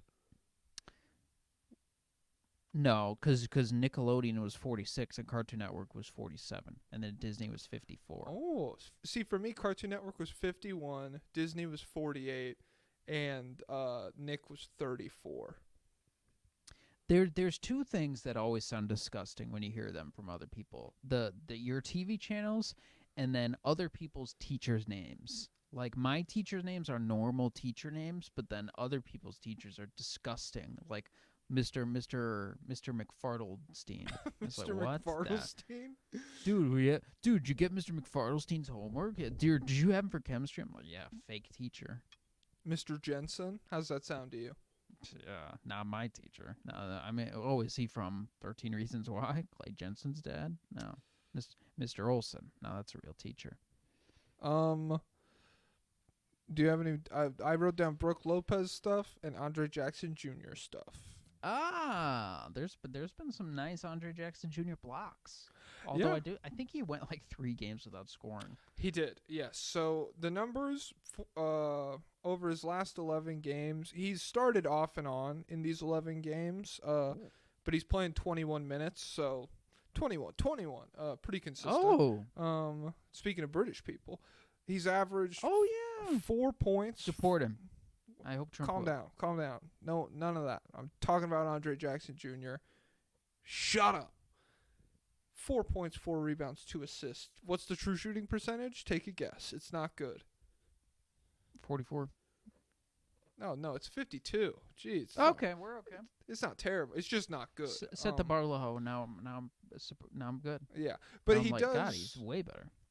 He does bring an athleticism to some lineups. He brings the boom. Kind of. For an old Bucks team to get a guy who can like jump, it's like, whoa, this dude's crazy. What an athlete. What the hell? Oh, what the hell? Chris Middleton's on the side. He jumps out of his seat. Woohoo! But then he lands and he's like, ah! He feels the phantom pain. And then Brook Lopez. So he started the season 21 of 70 from 3-point range in his first 13 games. That's 30%. In the 11 games since, in the 5 games since, my fault. He's gone 14 of 26 for 54%. Oh, so my king's beaten the washed allegations. He's back, ladies and gentlemen. Do you have any thoughts? Nope. We have a lobbyist request. Dakota Maker says, please tell me which team is going to be dumb enough to trade with the Bucks for Pat or Bobby. I don't think anybody is. There are stupid teams who will, but like... Well, wait, how much is Bobby making? 20 mil flat, I want to say. Bobby Portis contract. Well, so do the Bucks have a single draft pick to offer? I really don't. I don't think so, but I don't know. He's making 12. Oh, okay. So I was gonna say, could there be a Lonzo Ball for Bobby swap? What the fuck? But probably not. No, probably not. I genuinely don't think anybody's gonna trade for those guys. I think it's pretty like if Pat Connaughton was coming off his career best season, maybe like the idea of him is cool and a lot of competitive teams would like him, but even like the idea of Bobby Portis at this point it's pretty off-putting for most serious teams. I have to go to the bathroom. I think Utah would want Pat Connaughton. For who? I don't know. But just another guy to put in front of Bryce. Another guy who doesn't deserve it, taking shots. Okay, complain until I get back. And in the editing room, I'll decide where to cut you off. Okay, we're back. We finished talking about the Bucks? Is that the last thing that happened? Fuck the Bucks. Fuck the Bucks. It's so cold in Milwaukee. We need to go south to Miami. Play the Will Smith song. The Miami Heat. What did they do this week? I want to say they went 2-2. Oh, they went 3-1. They lost to the Bucks, but they beat the Hornets, the Mavs, and the 76ers. Jimmy Butler recorded back-to-back 30-point games for the first time in almost exactly a calendar year. The last time he did it was November 30th and December 2nd of last year in 2 games against the Pacers. Booyah. Yeah, Jimmy had I wrote down that he put together a 3-game streak of looking normal. Dude. But then he took 2 shots in 25 minutes against Charlotte. I meant to ask, did you watch that Charlotte game at all? I didn't catch much of it. No. So I don't know why. I don't know what he was doing. Yeah, was he hurt? 2 shots is insane. I wanted to say also, all of the comments on the last 3 clips I've posted from the last few pods have just been, why is Pablo in hell recording by candlelight? It's Well, that was the Patreon episode. So I didn't know I'd be visible. But honestly, this is how it is. I could get up right now and turn on a light, but I'd be so cold in those do you not few have a seconds it would take. sweatshirt? I mean, do you not like? I have a heated blanket on right here. This is, you don't like winter because you don't turn on any lights inside. You fucking. I shouldn't have to. You fucking live It should be daylight right now and for the next 4 hours. I'm entitled to that.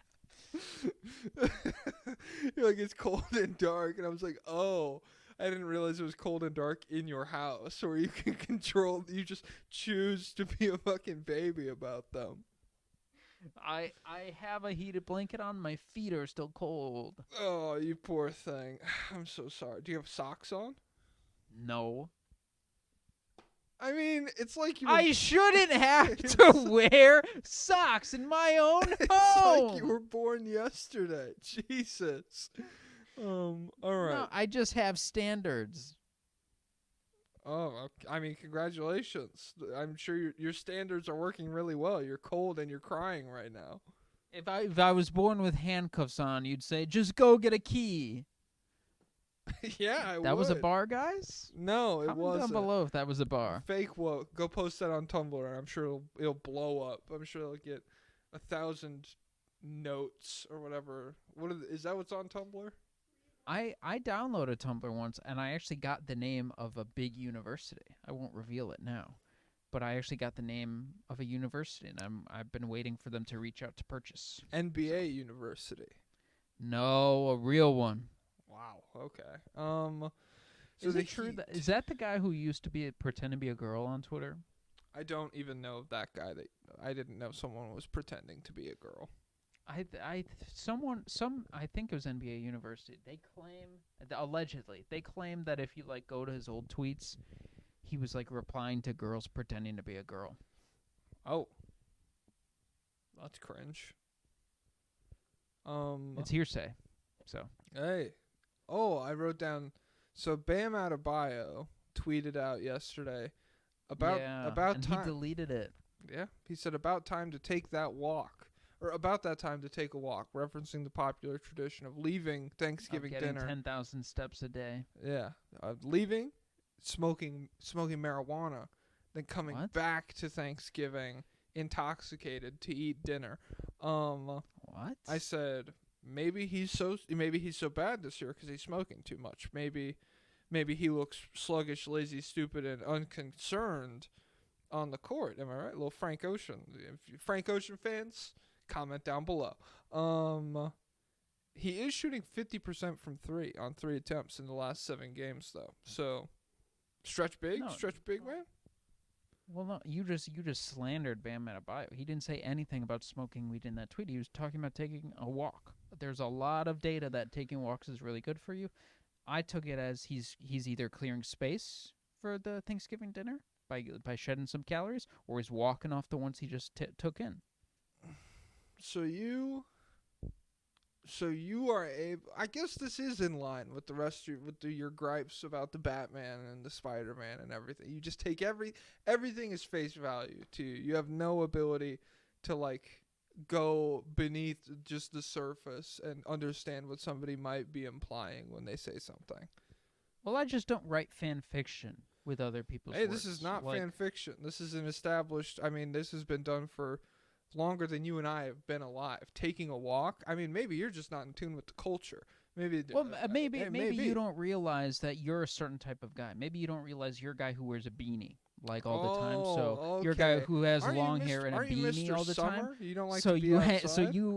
so you see you're in certain circles. So yeah. Do you even know? Do you even watch Dancing with the Stars? No, but fun fact. Do you watch Masked Singer? What is this? Are you gonna do you watch General Hospital? What are we doing? Yeah, do you? No. There's a whole world out there. There's more of them than you. Have you ever seen What We Do in the Shadows? Is that a movie? It's both. It's a movie, but they made like a so it's a movie that's a fake documentary about a house of vampires. And they made a show about it. And one of the guys in the show, his name, I think it's Matthew Berry is the actor's name. He's very funny. It's a really good show. Everyone go check it out. But he is the guy who on the Dancing with the Stars theme song, when it like there's a part in the theme song where a guy goes, "Hey!" like really really fun and dramatically, and that's him. He's the guy who did the "Hey" on the song. I didn't know they had a theme song. So you're mad at me for not watching Dancing with the Stars, but you don't watch Dancing with the Stars. Well, yeah, but it's the point is your little random inside jokes and your small circles, they don't transfer to the country at large. The country at large is watching Dancing with the Stars. Now, me personally, I became pretty disaffected with Dancing with the Stars. Watched it the first first season or two, but once you start bringing in people with dancing back, once you brought in a cheetah girl, what the hell are we doing? That's not fair.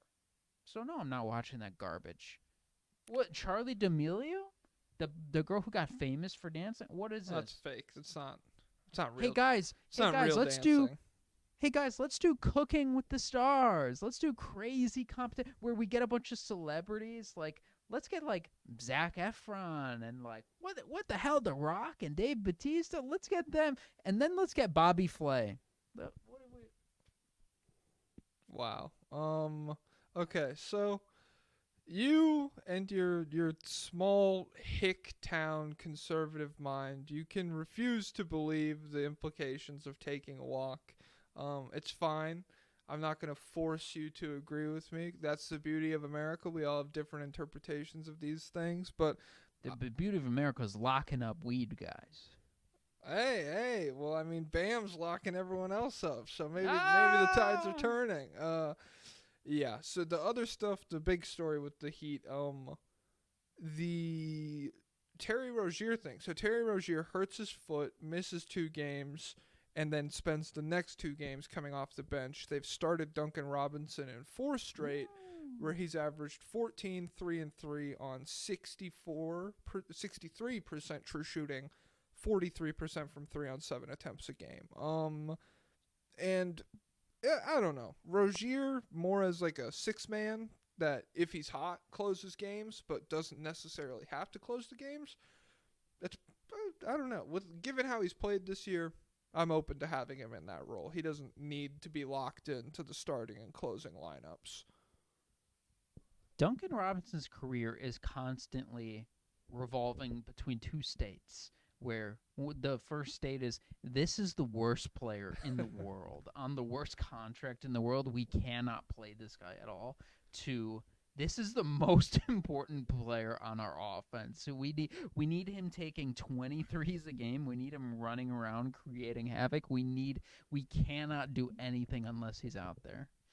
I really like with him. It's funny because like when that happens with like Kevin Knox or whoever, with like someone who looks like a sick athlete, then it's just more gradual. Like the amount of people who will be like Jalen Duren. Like people are like, it's a slow descent until it's unanimous that everyone's like, this guy fucking sucks. Like this is not good. It takes a while to get to that point. With Duncan Robinson and the way he like is built and he looks just like he looks like Sheen.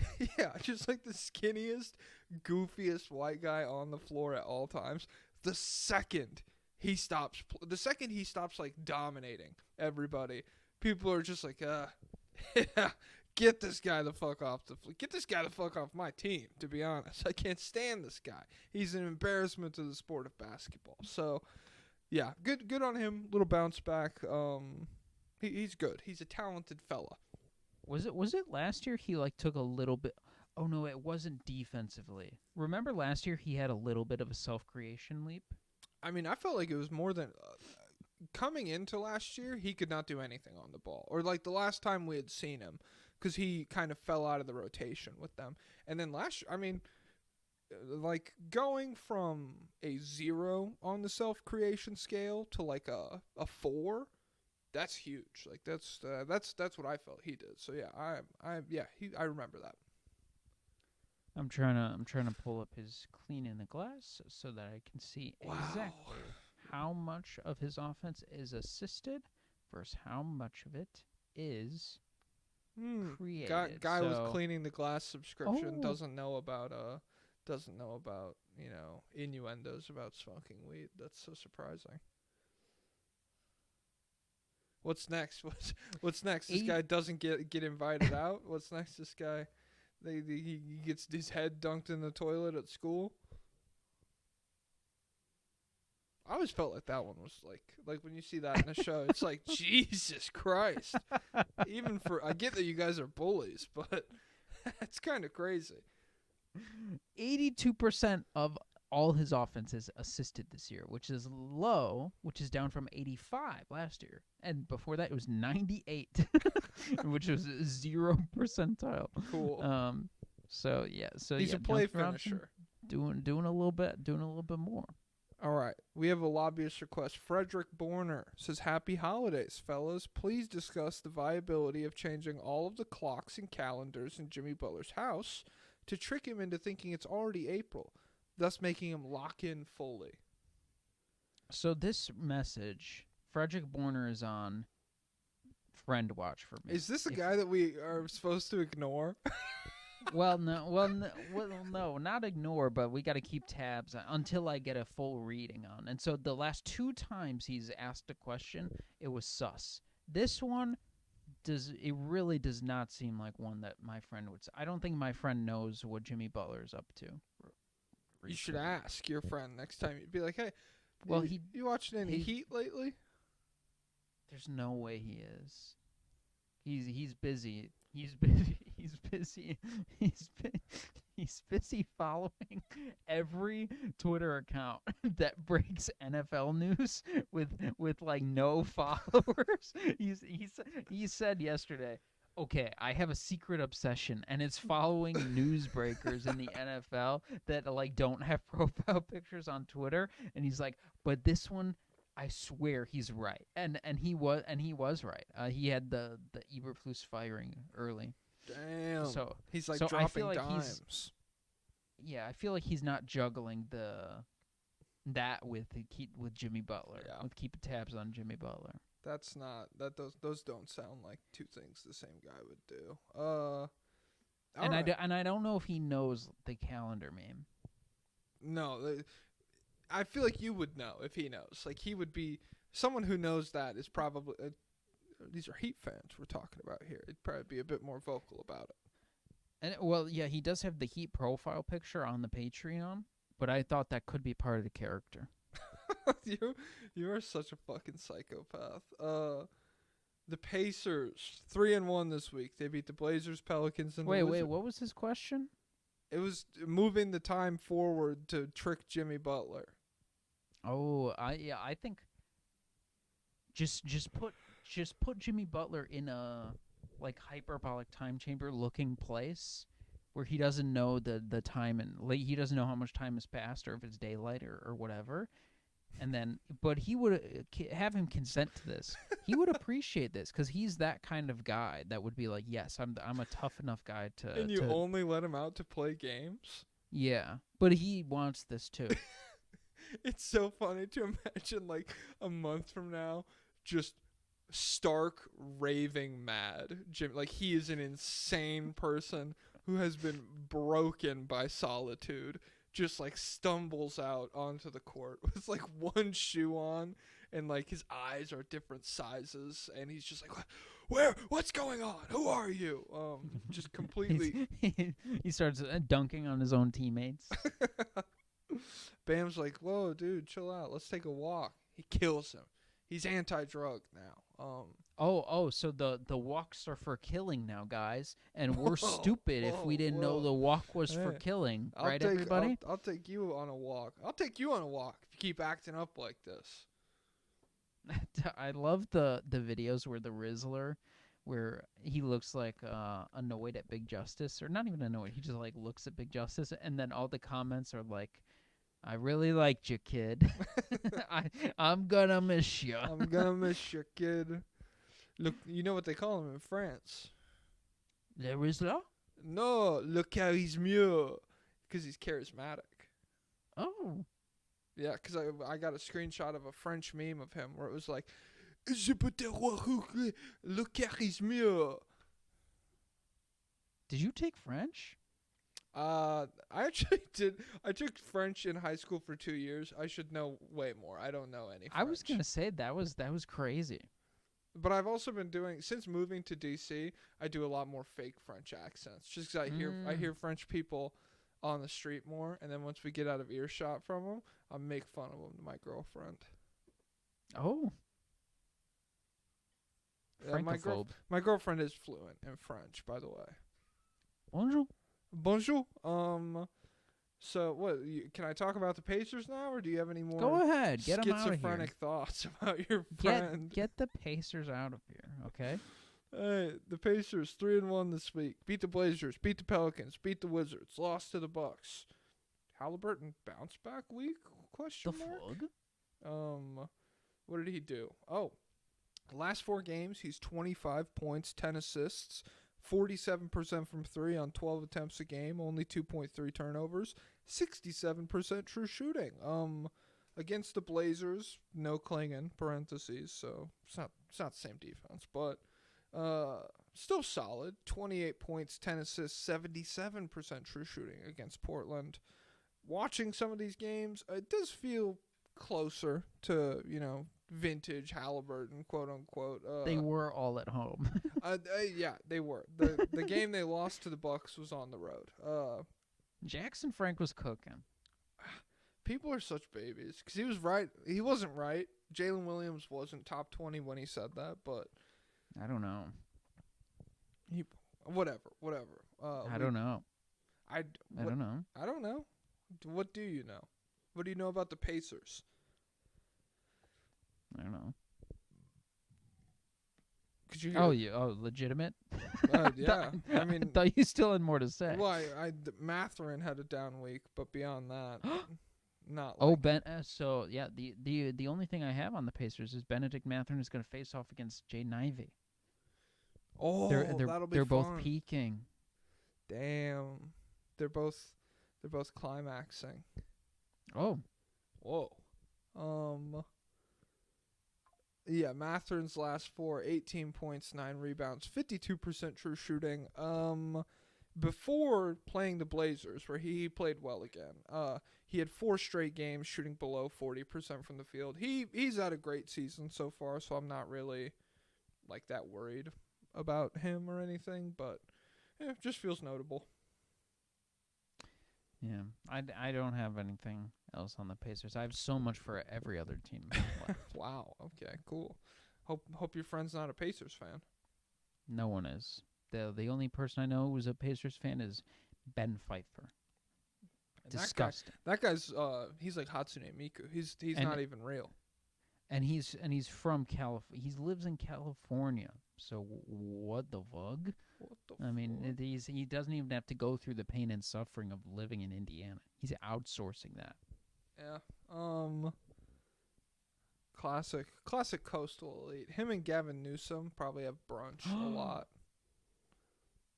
And they're like, I hate homeless people, and I love Caitlin Clark on my basketball team. Nice. Nets. What are they, 3-1 this week? Okay.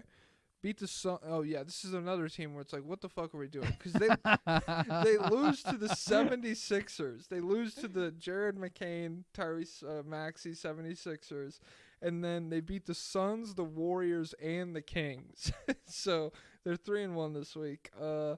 It's reported that they're going to keep a pretty high asking price on Cam Johnson in any potential trade market, likely going to ask for first-round picks. When has this ever worked for a team? Like, when has a team ever had a good player and tried to be, like like savvy about Drive it. a hard bargain. Yeah, because like the Wizards have missed the boat on Kuzma.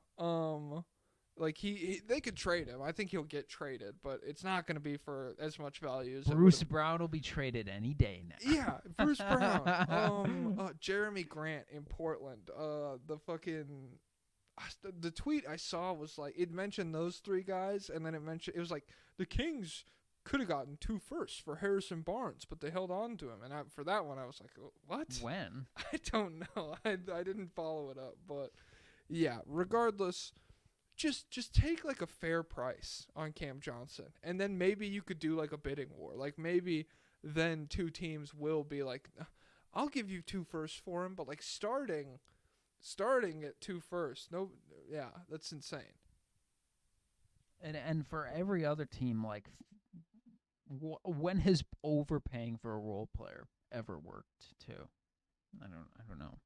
But so the Nets run is even more psychotic because they're 3-1. They've beaten good teams. They lost to the Sixers, and the lineup has been up and down the whole time. like Cam Johnson dropped 37 in the loss to the Sixers, so he popped off then. When they played Golden State, they beat Golden State. They were missing Ben Simmons, Dorian Finney-Smith, and Noah Clowney. Yeah, and what's it called? They got big games from Zaire Williams and Jalen Wilson. Who went off against the Suns? It was like someone I had genuinely never heard of. It was Tyrese Martin, a guy I did not know who that was either. And again, in this game, no Cam Thomas, no Nick Claxton, no Noah Clowney. Tyrese Martin drops 30 off the bench, 10 of 13 shooting, 8 of those were threes. His career high before that game was 6. And he was a second-round draft pick by the Warriors in 2023 and spent last season in the G League. And Dennis Schroeder has been a pretty constant force for this team, but they didn't even have him against Sacramento. So the guys are just going in and out. There's almost a win. This is already a bad team that's missing random guys every game, and they're getting just breakout performances from randos. And what's funny, they should want to lose. Like of every team in the league, I would say there's maybe 3 that should want to lose more than the Nets want to lose. The Wizards, probably the Blazers, and the Bulls. I mean, yeah, like that's fair. The Bulls, but like they are among the top tier of teams who it is beneficial to just completely fucking tank for. And it's not even that they're not even. And we'll get to the Raptors. I don't think. There's been a lot of like, oh, the Raptors are such an ethical tank. I think the Raptors are just trying to be good and they're failing. The Nets are just like straight up. They're not even trying. There's no ethical tank here. They're just like, no, we're gonna be okay. We're gonna do the Bulls thing. So yeah, to what end? To what extent? Like you're gonna ride out hot hand fucking Ben Simmons, Dennis Schroeder until you're a fucking 8 seed at the end of the year? Yeah, knock yourself out, I guess. In like the deepest draft ever. Who cares? We'll win 35 games. We're fine with that. Yeah, it's a little crazy. Ben Simmons 14, 9, and 8 against the Suns. Revenge game on former teammate Kevin Durant. We have a lobbyist request from not Joey Buckets. He said, I'm sure people have mentioned that Cam Thomas and Keon Johnson should fuse to make Cam Johnson, but have we considered fusing Jalen Wilson and Zaire Williams to make Jalen Williams? Nets with J-Dub could be pretty sweet. Hashtag Nets World, hashtag support Stephen A. Smith. Oh, we have 2. Sorry. Oh. I copied and pasted them together. I mean, yeah, J-Dub. If J-Dub was on the Nets, I feel like more people would be awake to how good he actually is. Well, this guy wants to fuse Zaire Williams and Jalen Wilson. What would that be? That'd be Jalen Williams. Or it'd be Zaire Wilson, which I don't know who that guy is. And then Gabriel Esparza says, what teams that are supposed to be good on paper do you think are in the mud right now due to their coaching? I'm saying this after having to witness the Bears game, even though it's a different sport. I think the coaching of the net, long term, being like a well-coached team that's getting all of these good performances and beating good teams and it's not good for the Nets. Like, I'm with you that if you're not a real contender, embrace the tank. But this is like, if you're not a real, they're barely a fringe playoff team and they're refusing to tank. So it's just like, why? You traded back for your own pick. You made the move to get your own pick. You don't want to tank? Yeah, it's crazy. It's so stupid. It's so stupid. This bootleg. There are another teams like, oh, you want Dorian Finney-Smith from us last year? 6 first-rounders will get the job done. So, come on, guys. It's like we have a first-round pick that we will give you for this role player. And they're like, don't pick up the phone unless you got 3 for me, big man. I'm not talking to broke boys anymore. We're not tanking or contending. We're doing a secret third thing. We're crazy. Doc Rivers, I feel like anyone else, like someone with better vibes and more experience, could do some more with that Bucks team. Could try and integrate. I feel like JJ would be better. Even though people have turned on JJ. I'd rather have JJ as the Bucks coach. Or Budenholzer, if he was still there. Yeah, or Chuck Daly. So yeah, that's one team that sticks out. Is there anyone? Oh, the Jazz. So if they had anyone, but would actually play young players and well, they play Filipowski and they play they're good young players. Well, no, they play Filipowski and they let Keontae George take any shot. Keontae George is the best tanking asset in the league. You know what Will Hardy had the nerve to say? What? After the game where Bryce had like 16 in a quarter or like by half, in the post-game press conference, he was like, he's a great scorer. We just have to work on everything else. He was like trashing him a little bit. And I'm like, how can you say this serious? And he's complaining about like some passes he didn't make. You played Jordan Clarkson 30 minutes a night. How and Keontae George, and like, how can you possibly complain about these guys? And you stash Bryce in the corner the whole time. If you really thought he was a good passer, you would empower him a little bit.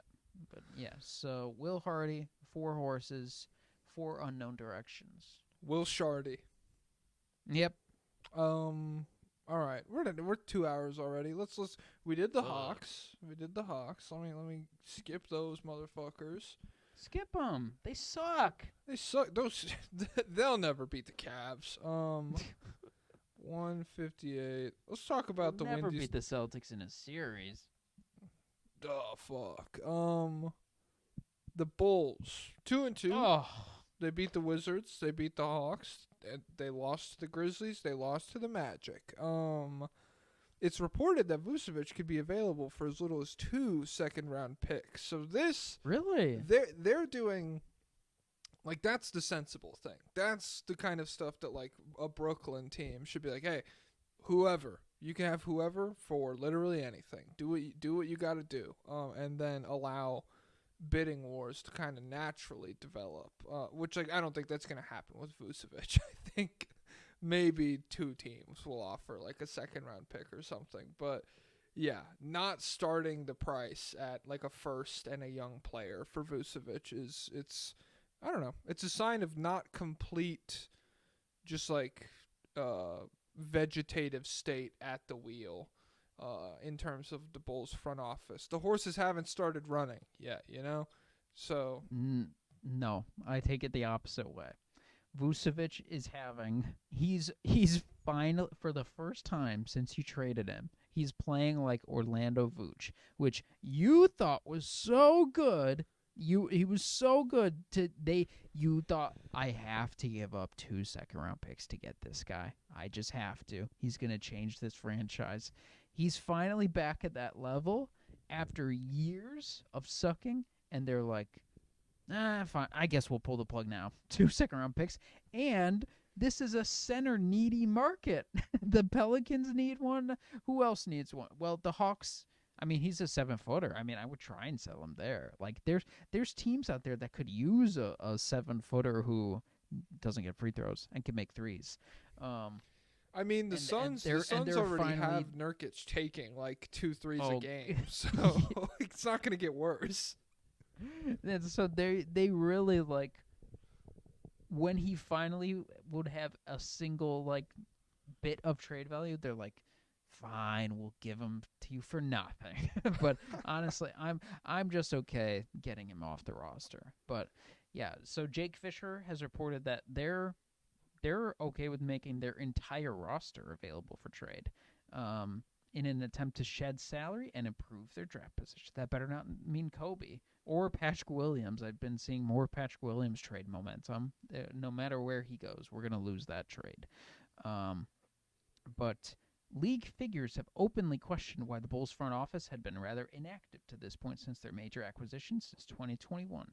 They want to trade Lonzo, who has played, I think, 4 games still, along with Zach Vooch. I mean, it would be a more interesting trade, like if he had even played like just half the games this season, than to be in, because he's shooting. I think he's still a good shooter, and he didn't look completely cooked defensively. He was still doing some smart guy stuff. But yeah, an anonymous league figure with knowledge of the Bulls thinking. Arturis is trying to drive up attention for all of his guys. He's smart, said one league figure with knowledge of the Bulls thinking. The fact that they were willing to move DeMar and Alex Caruso this past offseason, they're willing to move anybody now. Do you agree with that? I want Jake Fisher to reveal the identity of this anonymous person to me, and I want 4 horses, 4 unknown directions. And there couldn't be. The only thing more pathetic than Arturas Karnisovas is someone bootlicking Arturas Karnisovas. You have to be the dumbest person on earth. It's actually unbelievable to think that there's any kind of plan here, that there's any kind of rational thinking to say that a caveman whose brain has no electricity going on, it's rubber, to say that that person is smart. You're dumber than that guy for thinking he's smart. Golden State believed it nearly had a deal for Caruso before the 2024 deadline, which would have delivered multiple first-round picks to Chicago. What? I want a first-round pick in 2029? I need a young player right now. I need Josh Giddey right now. Little tantrum people in the Bulls subreddit. I want them tied to horses, running in unknown directions. 4 unknown directions. Philadelphia was ready to send several second-round picks to Chicago for Andre Drummond, only for the Bulls to abruptly take him off the market, then watch him walk to Philadelphia without compensation. That's so funny to be genuinely the dumbest move in history. Like, I'm gonna. Oh my God! If he was in, no, I can't say anything. 4D chess to be like. Just kidding. I think we're gonna hold on to Drummond, and then 20 minutes later, he just walks. What? I get second-round pick for this guy? That's nothing. This is the best rebounder since Dennis Rodman. God, it's subhuman. It's subhuman in every single way because he's a subhuman. He's closer to animal than human. He's disgusting. There has long been a directive from Bulls ownership to make the playoffs at all costs. That has been the mandate for 30 years, said one player agent. So the only way I will be free is a revolution and a lot of horses and a lot of different, a lot of unknown directions. At this point, we are going to need minimum 20 horses, minimum infinity directions. North, south, east, northeast, northwest, south. I mean, hey, who knows where they're running? All I know is No two horses move the same way. And you know what? I think some of these guys don't even feel pain. Oh, okay. Arturas Karnisovas, we scanned his brain. He doesn't feel pain. I swear. Let's theoretically. No, I didn't finish that sentence. Hey, theoretically, just punch him. That's it. Nothing crazy. Nothing sadistic. I did write down. So Ayo Dosunmu this week, 15 points, 5 assists on 70% true shooting. He shot 43% from 3 on 3.5 attempts, and then off the bench. Oh, let's trade him for Jordan Clarkson. Oh, that'd be so, dude. There's no way Bryce Sensabaugh would never see the light of day if Dosunmu was in front of him. And then over the last 4 games, Chicago had the 6th best bench in the league, due in large part to Talen Horton-Tucker. 14 points, 3 assists on 87% true shooting off the bench this week. So he's looked pretty good. Do you have any thoughts? I wish he would use that long wingspan to do unknown things. I wish the fingers wrap around an unknown object. Hey, I wish we could blindfold him, stick 2 hatchets in his hands, and he could stick his arms out straight, he could spin around, and then maybe someone else is standing in the room with him as he spins with around. people in an unknown vicinity. Yeah, who knows? Unknown distance around him. Who knows? Maybe we make him really tall like the Beast Titan, and maybe he crunches up boulders and throws them in directions, throws them towards targets. It's crazy that they had the Beast. Like Jokic is literally the Beast Titan body type. That is crazy. You know what else was crazy? What? Jaden Ivey. Oh. The Pistons, they did go 1-3 this week, so he's kind of a losing player. He doesn't contribute to winning. It is what it is. But they beat the Raptors, so they lose to the Grizzlies, Hornets, and the Magic, but they beat the Raptors on a Jaden Ivey game winner. Oh, man, it was good. 25 points, 8 assists, 80% true shooting. Pretty sick, pretty cool. In 3 games without Cade Cunningham, 20 points, 4 rebounds, 4 assists, 68% true shooting. 54% from 3. What a guy. So Jaden Ivey's back up to 39% from 3 on the year. Early on this year, he was looking like a straight up potential all-star. He's fallen back down to earth, but I still think he's on the way up. Like there's just good and bad at this point. But the good moments are so good. He's so unbelievably athletic. And the game winner was a floater. He doesn't really have a floater. I don't know what his percentage is, but that was one of his big concerns coming out of the draft was no mid-range game to speak of at all. And I don't know how much it's come since then, but still to hit a floater in the biggest moment in Toronto on enemy soil. Oh, you left your mom's in the hood? I smoked her with the floater. Yeah, pretty much. Other than that, I did Jalen Duren, Detroit is minus 64 in 436 minutes with him on and Isaiah Stewart off. They have a 117 defensive rating. And then if you flip that, so Duren's off, Isaiah Stewart's on, 111 defensive rating, minus 2 in 435 minutes. So pretty much identical sample size. It's terrible. He is so bad at defense. I watched some of Scottie Pippen Jr.'s 19 points against the Pistons. I swear to God, Duren was directly responsible for 11 of them. It's just crazy watching him in transition, watching him navigate a screen, watching him follow his guy around the floor, watching him cover the pick and roll. I watch Jokic, and Jokic is he's not good at defense. But it's just different. It's different watching a guy who's bad at defense, but he's fuck. If I could have been there, then that would have saved this, as opposed to a guy who's just wandering around, and then the ball goes in the basket, and he's On to the next one. I'll get him next time, and next time never comes. It's just it's terrible. And Pistons Reddit, they don't like him either. I was looking around at that a little bit. Cade hasn't played since the 21st. Oh, but Asar has played 2 games, 16 minutes and 20 minutes. Only 1 steal and no block, though. Is he washed? I can't imagine he's been working out a ton, having a blood clot that's not cleared. So he's probably a little out of shape. Well, I don't know, because remember Chris Bosh wanted to play, but he just wasn't allowed to. Yeah. So I think Asar might have been like fully like up to shape and stuff, but just not cleared by the NBA. But I didn't watch the game, so I don't know how he looks physically. We turn it on, and he's like, he's 300 pounds. He's just like, sorry, guys, slow down, please. Yeah. I did see Ron Holland, though, against Memphis. He had 14 on 8 shots in 26 minutes. Volume True, scorer.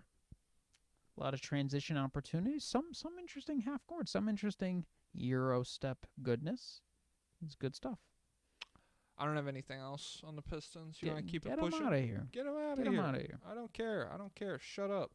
Detroit, you have the Lions. Figure it out.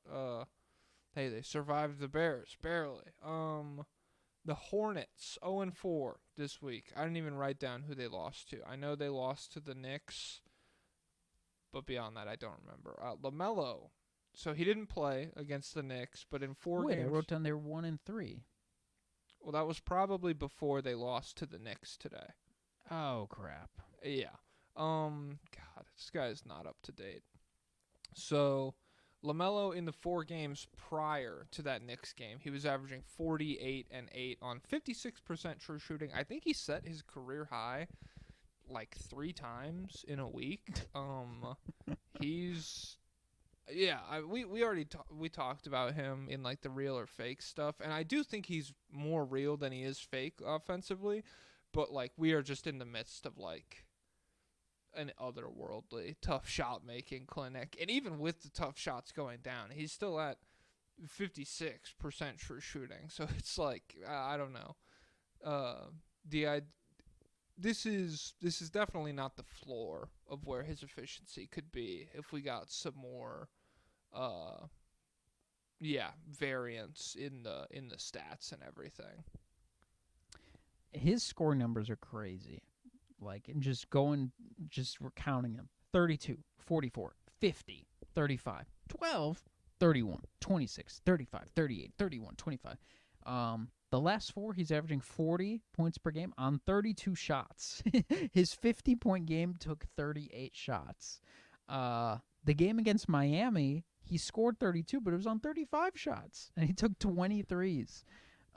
So he must be the 3-point attempt leader in the league, right? Yeah. He's taking 13 a game and shooting 36%. Good news is his free throws are at a career high, but I mean, it's 6 though. So I would like, if you're taking 30 shots a game, I'd probably like to see a little more. And yeah, he's been missing? He missed the last 2 maybe now with calf soreness. I think it was just this Knicks game. I think they were making like a deal of that on the broadcast, that it was like the first game he's missed. But no, maybe I'm tripping. Maybe this is his second one. Who else did they beat this week? Do you know? No. Let me pull it because there was a starting lineup picture from because Taj didn't start the game today, did he? I think don't it was know. the. I turned it on in the 4th quarter. I think it was the other game that he did. Against the Heat, did he play? Oh, yes, he played against the Heat on the 27th. Oh, so maybe it is just today that he missed. Yeah, so he only missed the 1 game. I'm tweaking. You're tweaking, bro. Yeah, calf soreness. But also against the Heat, you know who had a good game? Who? Solo. He had 17 points, 4 rebounds, 3 steals, 3 3-pointers. He had a clutch 3. He was celebrating like no tomorrow. It was Today, great. it's funny you should say that he was because today he airballed a clutch three. Like they drew up the play for him, and it was like watching a cartoon character get like rejected for a date or something. Like the way his body, like he threw his arms up and then he sunk down, and he was just like, "Oh, dang it! I really wanted to make that crap." He was so expressive. But yeah, and his confidence is crazy. Like he'll Yes. just straight brick a three and then charge in 1,000% effort for the rebound and just put up another shot. I feel like he could airball 10 threes in a row and still take Next one's the going 11. in, baby. Next shot Yeah. mentality. But yeah, then besides that, the last 5 games for Brandon Miller, 20, and I don't know. I think this was before the Hornets game was done. I don't know actually, but 28, 7 and 4 on 65% true shooting, 48% from 3 on 10 attempts. It's definitely He's before the Hornets game was done. He did not. He was like 38% true shooting today or some shit. Well, he was back. He was For back. momentarily. And hey, it's no LaMelo. It's not canon. I don't care. Yeah. Other than that, I was just gonna say when you look at LaMelo's scoring numbers, what's hilarious is like the scoring numbers already look insane, and then you look in the fourth quarter and it's like 14 points, 17 points, 18 points, 13 points. Like half of all his scoring comes in the fourth quarter. It feels like it's insane. So yeah, I don't know. It's a fun team. For a team that lost 4 straight games, the vibes are not as shit as they could be. It does kind of suck that LaMelo averages 40 and you go 1-3 in 4 games though. Did we officially say Grant Williams had season-ending ACL surgery? Oh no, we didn't. Rest in peace. Yeah, that kind of sucks, but I don't know. It is what it is. Do you have any final thoughts on the Hornets? No, get him out of here. Get them out of here. And timestamp it. The Raptors. What are we at? 2:15. The Raptors went 2-2 this week. They beat the Pelicans. They beat the Wolves. They lost to the Pistons. They lost to the Cavs. The Wolves win was a while ago, but it was still really good. Then other than that, it's just Scotty's first full week back. That's what I wrote down. Jameson Battle. What do you got to say about Mr. Battle? Jameson Battle. Their dick was out, so Jameson Battle dropped 24 points on New Orleans. He's honestly They went to battle without their dick? Yeah, I think I'd heard his name. I did not watch this guy last year, so I didn't know anything about him. 6'7" 3-point shooter, 43%.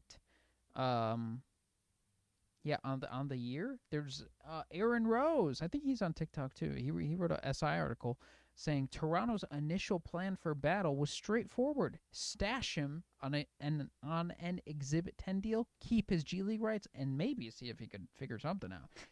But then he had a strong preseason. His knockdown shooting caught the attention of the Raptors front office, and they upgraded him to a 2-way deal. So one shooter goes out, new shooter comes in. Could the Raptors have a legit new role player in Battle? We'll see. But then, yeah, besides that, so Abaji has been having a really good season. He's like hyper efficient. He's shooting like 40% from 3, but he had a bad game the other day. And Darko, their coach, called him out. He said, let me see if I could find his Do the quote. accent. I haven't heard him speak enough. What kind of accent? I don't even remember. Fuck. I think I'm thinking of the wrong clip. I think I'm thinking of a different guy. That's not him. But, yeah, so his lackluster play caught the attention of Raptors coach Darko Rajakovic, who made post-game comments regarding Abaji. He said he needs to be better. Oh, yeah, it was in the loss to Detroit on November 25th. So he said he needs to be better. He needs to bring more effort. When you spend 23 minutes on the court and end the game with only 1 rebound, that's not good enough. So what did Abaji do? He rebounded, and he got the chain. You know the chain? They give it a chain. The Raptor of the game chain? Yeah, I think I don't know if it's defense or Raptor. I don't know if it's the best player. It's for best the defender. advanced stat Raptor. Whoever has the best Raptor every game gets the chain. Rest in peace, Raptor. Not rest in peace, Nate Silver. But yeah, then he rebounded with 24.6 rebounds, 2 assists, 2 stocks, 9 of 10 shooting, 6 of 7 from 3. So what a great day for him. And he's so handsome. Oh, what a guy! He's winning, and he's in Toronto. How many baddies are in Toronto? Probably infinite. Oh my God, Mister, I can't stand the fucking cold. Jesus. Hey, the right baddie will warm things up for you, eh? Jacoby Walter got his first start. 14 points on 14 shots. 2 of 10 from 3. 5 assists, 11 rebounds, 2 steals. Cool. So he was just flying around doing stuff. I love that. Opportunity arises, and it's either guy too timid, takes like 3 shots, or guy. Patrick Williams in year 3. Are you guys sure I can shoot this? This guy, 11 rebounds and 14 shots.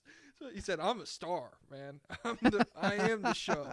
Oh, that rocks. Yeah. So Scotty's last 4 since, I mean, you want to talk about violent immigrants flooding into the country and attacking people. This dirty Serbian Nikola Jokic fucking elbowed Scotty right in the head. Shut down the border. They're coming in. They're coming in. They're flooding in from Serbia. Violent psychopaths. The Balkans, close them off. Since then, since Scotty came back, 4 games, 21 points, 9 rebounds, 7 assists, 39, 25, 68 shooting splits. He's working his way back. He's not cannon. Oh. He can barely see. Oh. Jeez. He would have had a cool game if Jaden Ivey didn't hit the game winner. He had 31, 14, and 7. Don't ask about the efficiency. It's not important. But what was the efficiency? What did I just say? I said it's not important.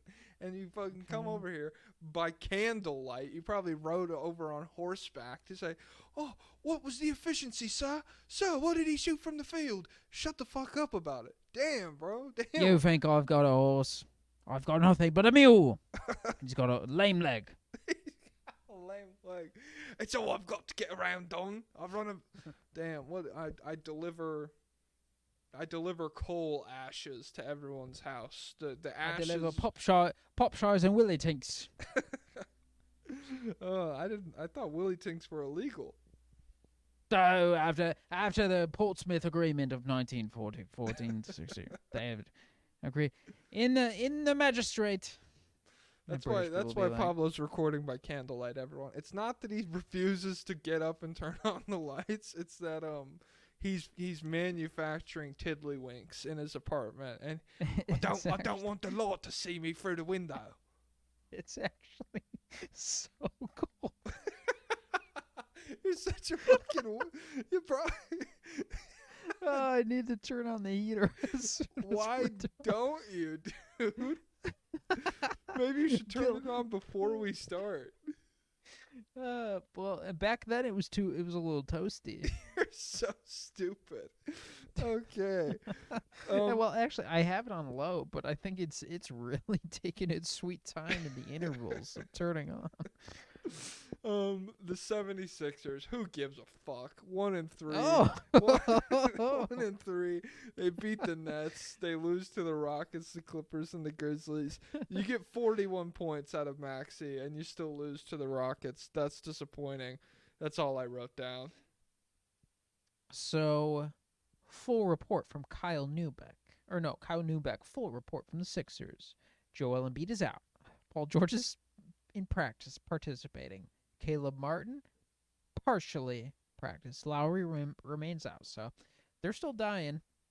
Embiid had another kid. He had a daughter. Nice. What was Jokic's kid? It was a son. Do we know? Enemies to lovers? Whoa, they could get married. Montagues and Capulets, anybody? No, they won't meet. Because I bet Embiid's kid will be raised in America, and Jokic's kid will be raised in Sombor. Sombor. That's the most American way to. Yeah, I was over in Sombor this summer. Ooh, I wonder if she'll be a champion equestrian. She'll be a horse girl. Should probably be two. I mean, oh no, he's having a son. And Bede's with the daughter. yes, exactly. He should name her Belle after his palsy. Oh, is not. God I'm sorry. Is that ableist? Whoa. I apologize. Whoa. But yeah. Ben Simmons, did you hear? He apologized. He reached out to Embiid and others last summer, hoping to mend fences. So who knows if they were mended or not? But yeah, they might be on good terms. So, could the Sixers be a Ben Simmons away? Wait, what is? Could they trade Paul George for Ben Simmons right now, just for the expiring contract to get off of Paul George? No. Maybe Brooklyn. Brooklyn, they're like, we could make a run at this. Paul George would be huge for us. It is funny to have this team be this hurt, and you're coming at me with reports, and you go, Caleb Martin, hey, he's partially practicing. Like, that's so fucking. It's like, okay, we're not even close. we're 2-14. We're not even close to being ready right now.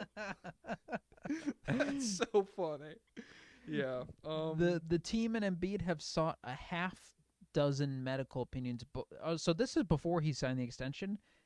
Ramona Shelburne is saying that both of them, they got a half dozen medical opinions to check on his knee, and everyone was like, hey, this will be okay. All of those consulted believed his knee could be adequately managed by a combo of strategic rest and procedures to promote healing, which he has been regularly undergoing since last season. I believe it was in September. Yeah, it's this September. So it was after his knee looked good enough after the Olympics for everyone to say that. That's what they're saying. That's what Ramona's saying. And now he can barely fucking move. Well, yeah. I mean, and then a sports doctor on Twitter named Deepak Chona, not Deepak Chopra. Who's Deepak Chopra? Some guy who let me Google him real quick. Yeah. Is he a bad guy or no? I don't know. The vibes. I don't know. I won't comment on the vibes.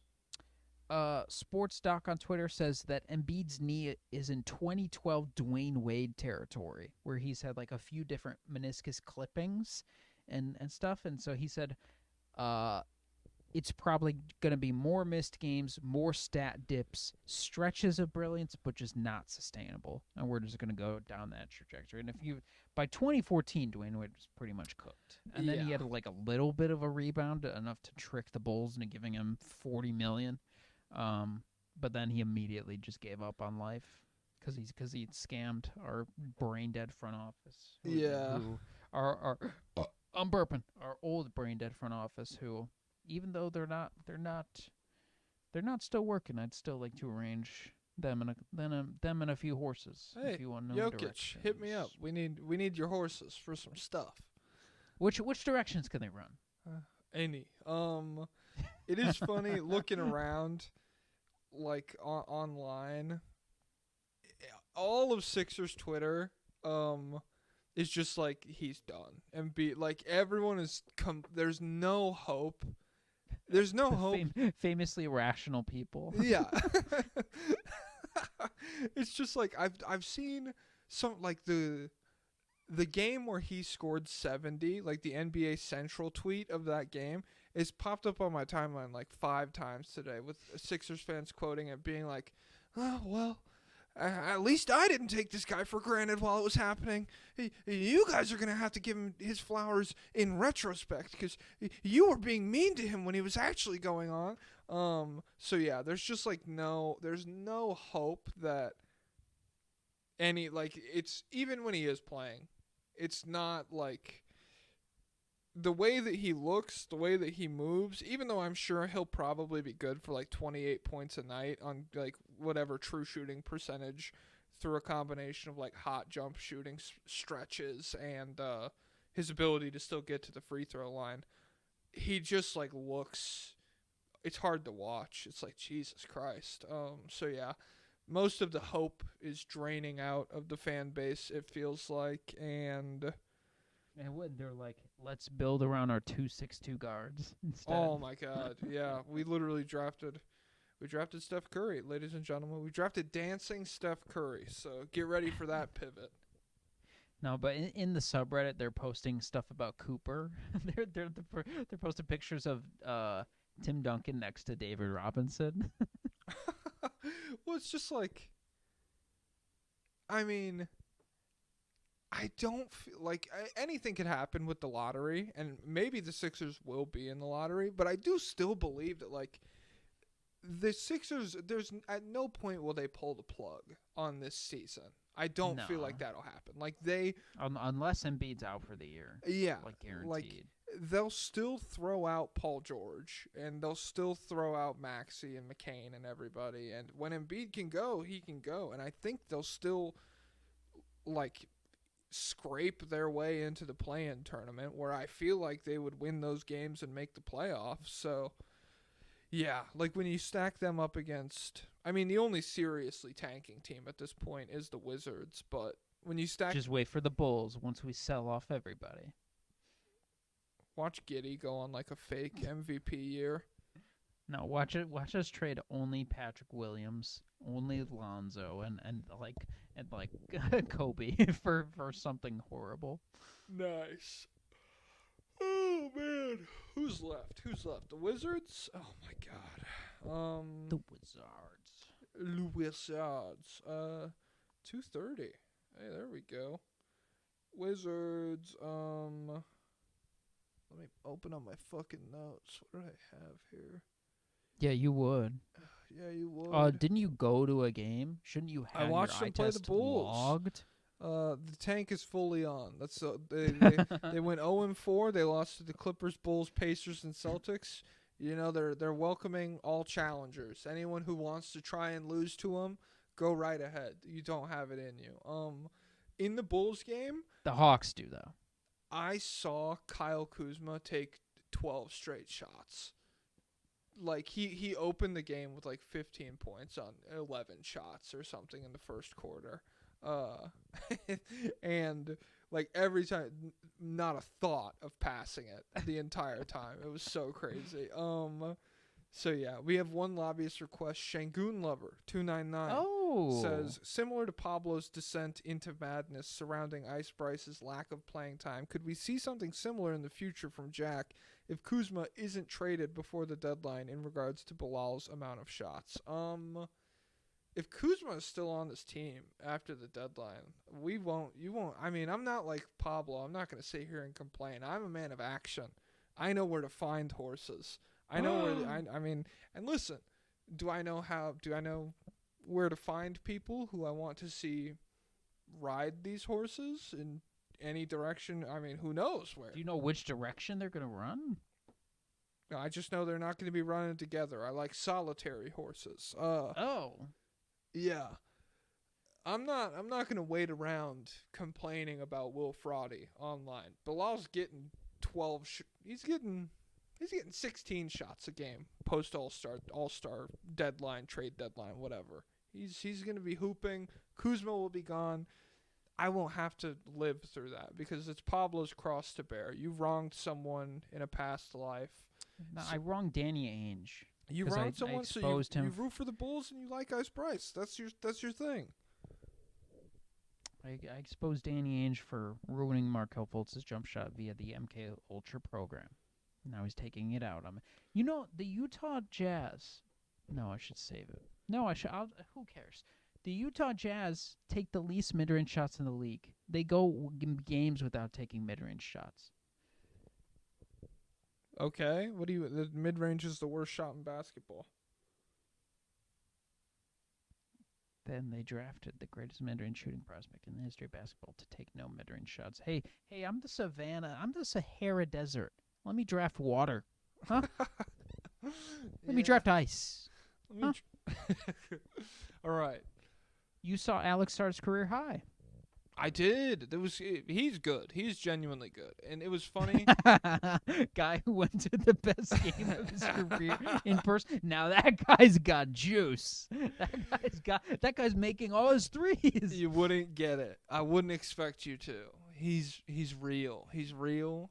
4 of 5 from 3-point range. I saw the ceiling, baby. Literally.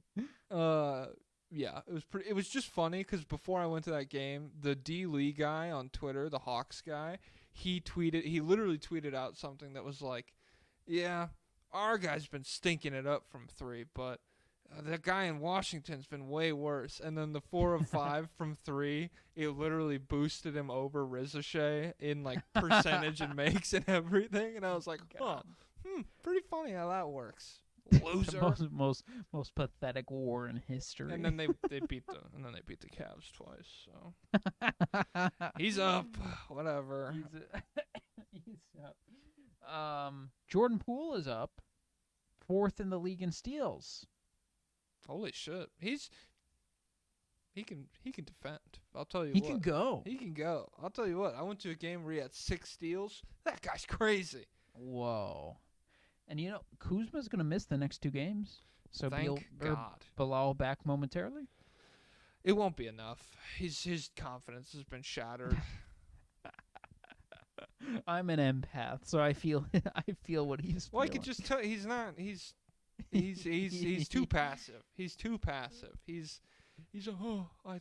I know I could take this guy off the dribble and fucking dunk on his ass, but Jordan Caio says this is his team. Yeah, exactly. He's like, He said tonight we are going to cruise their minds. I cannot go against the game plan.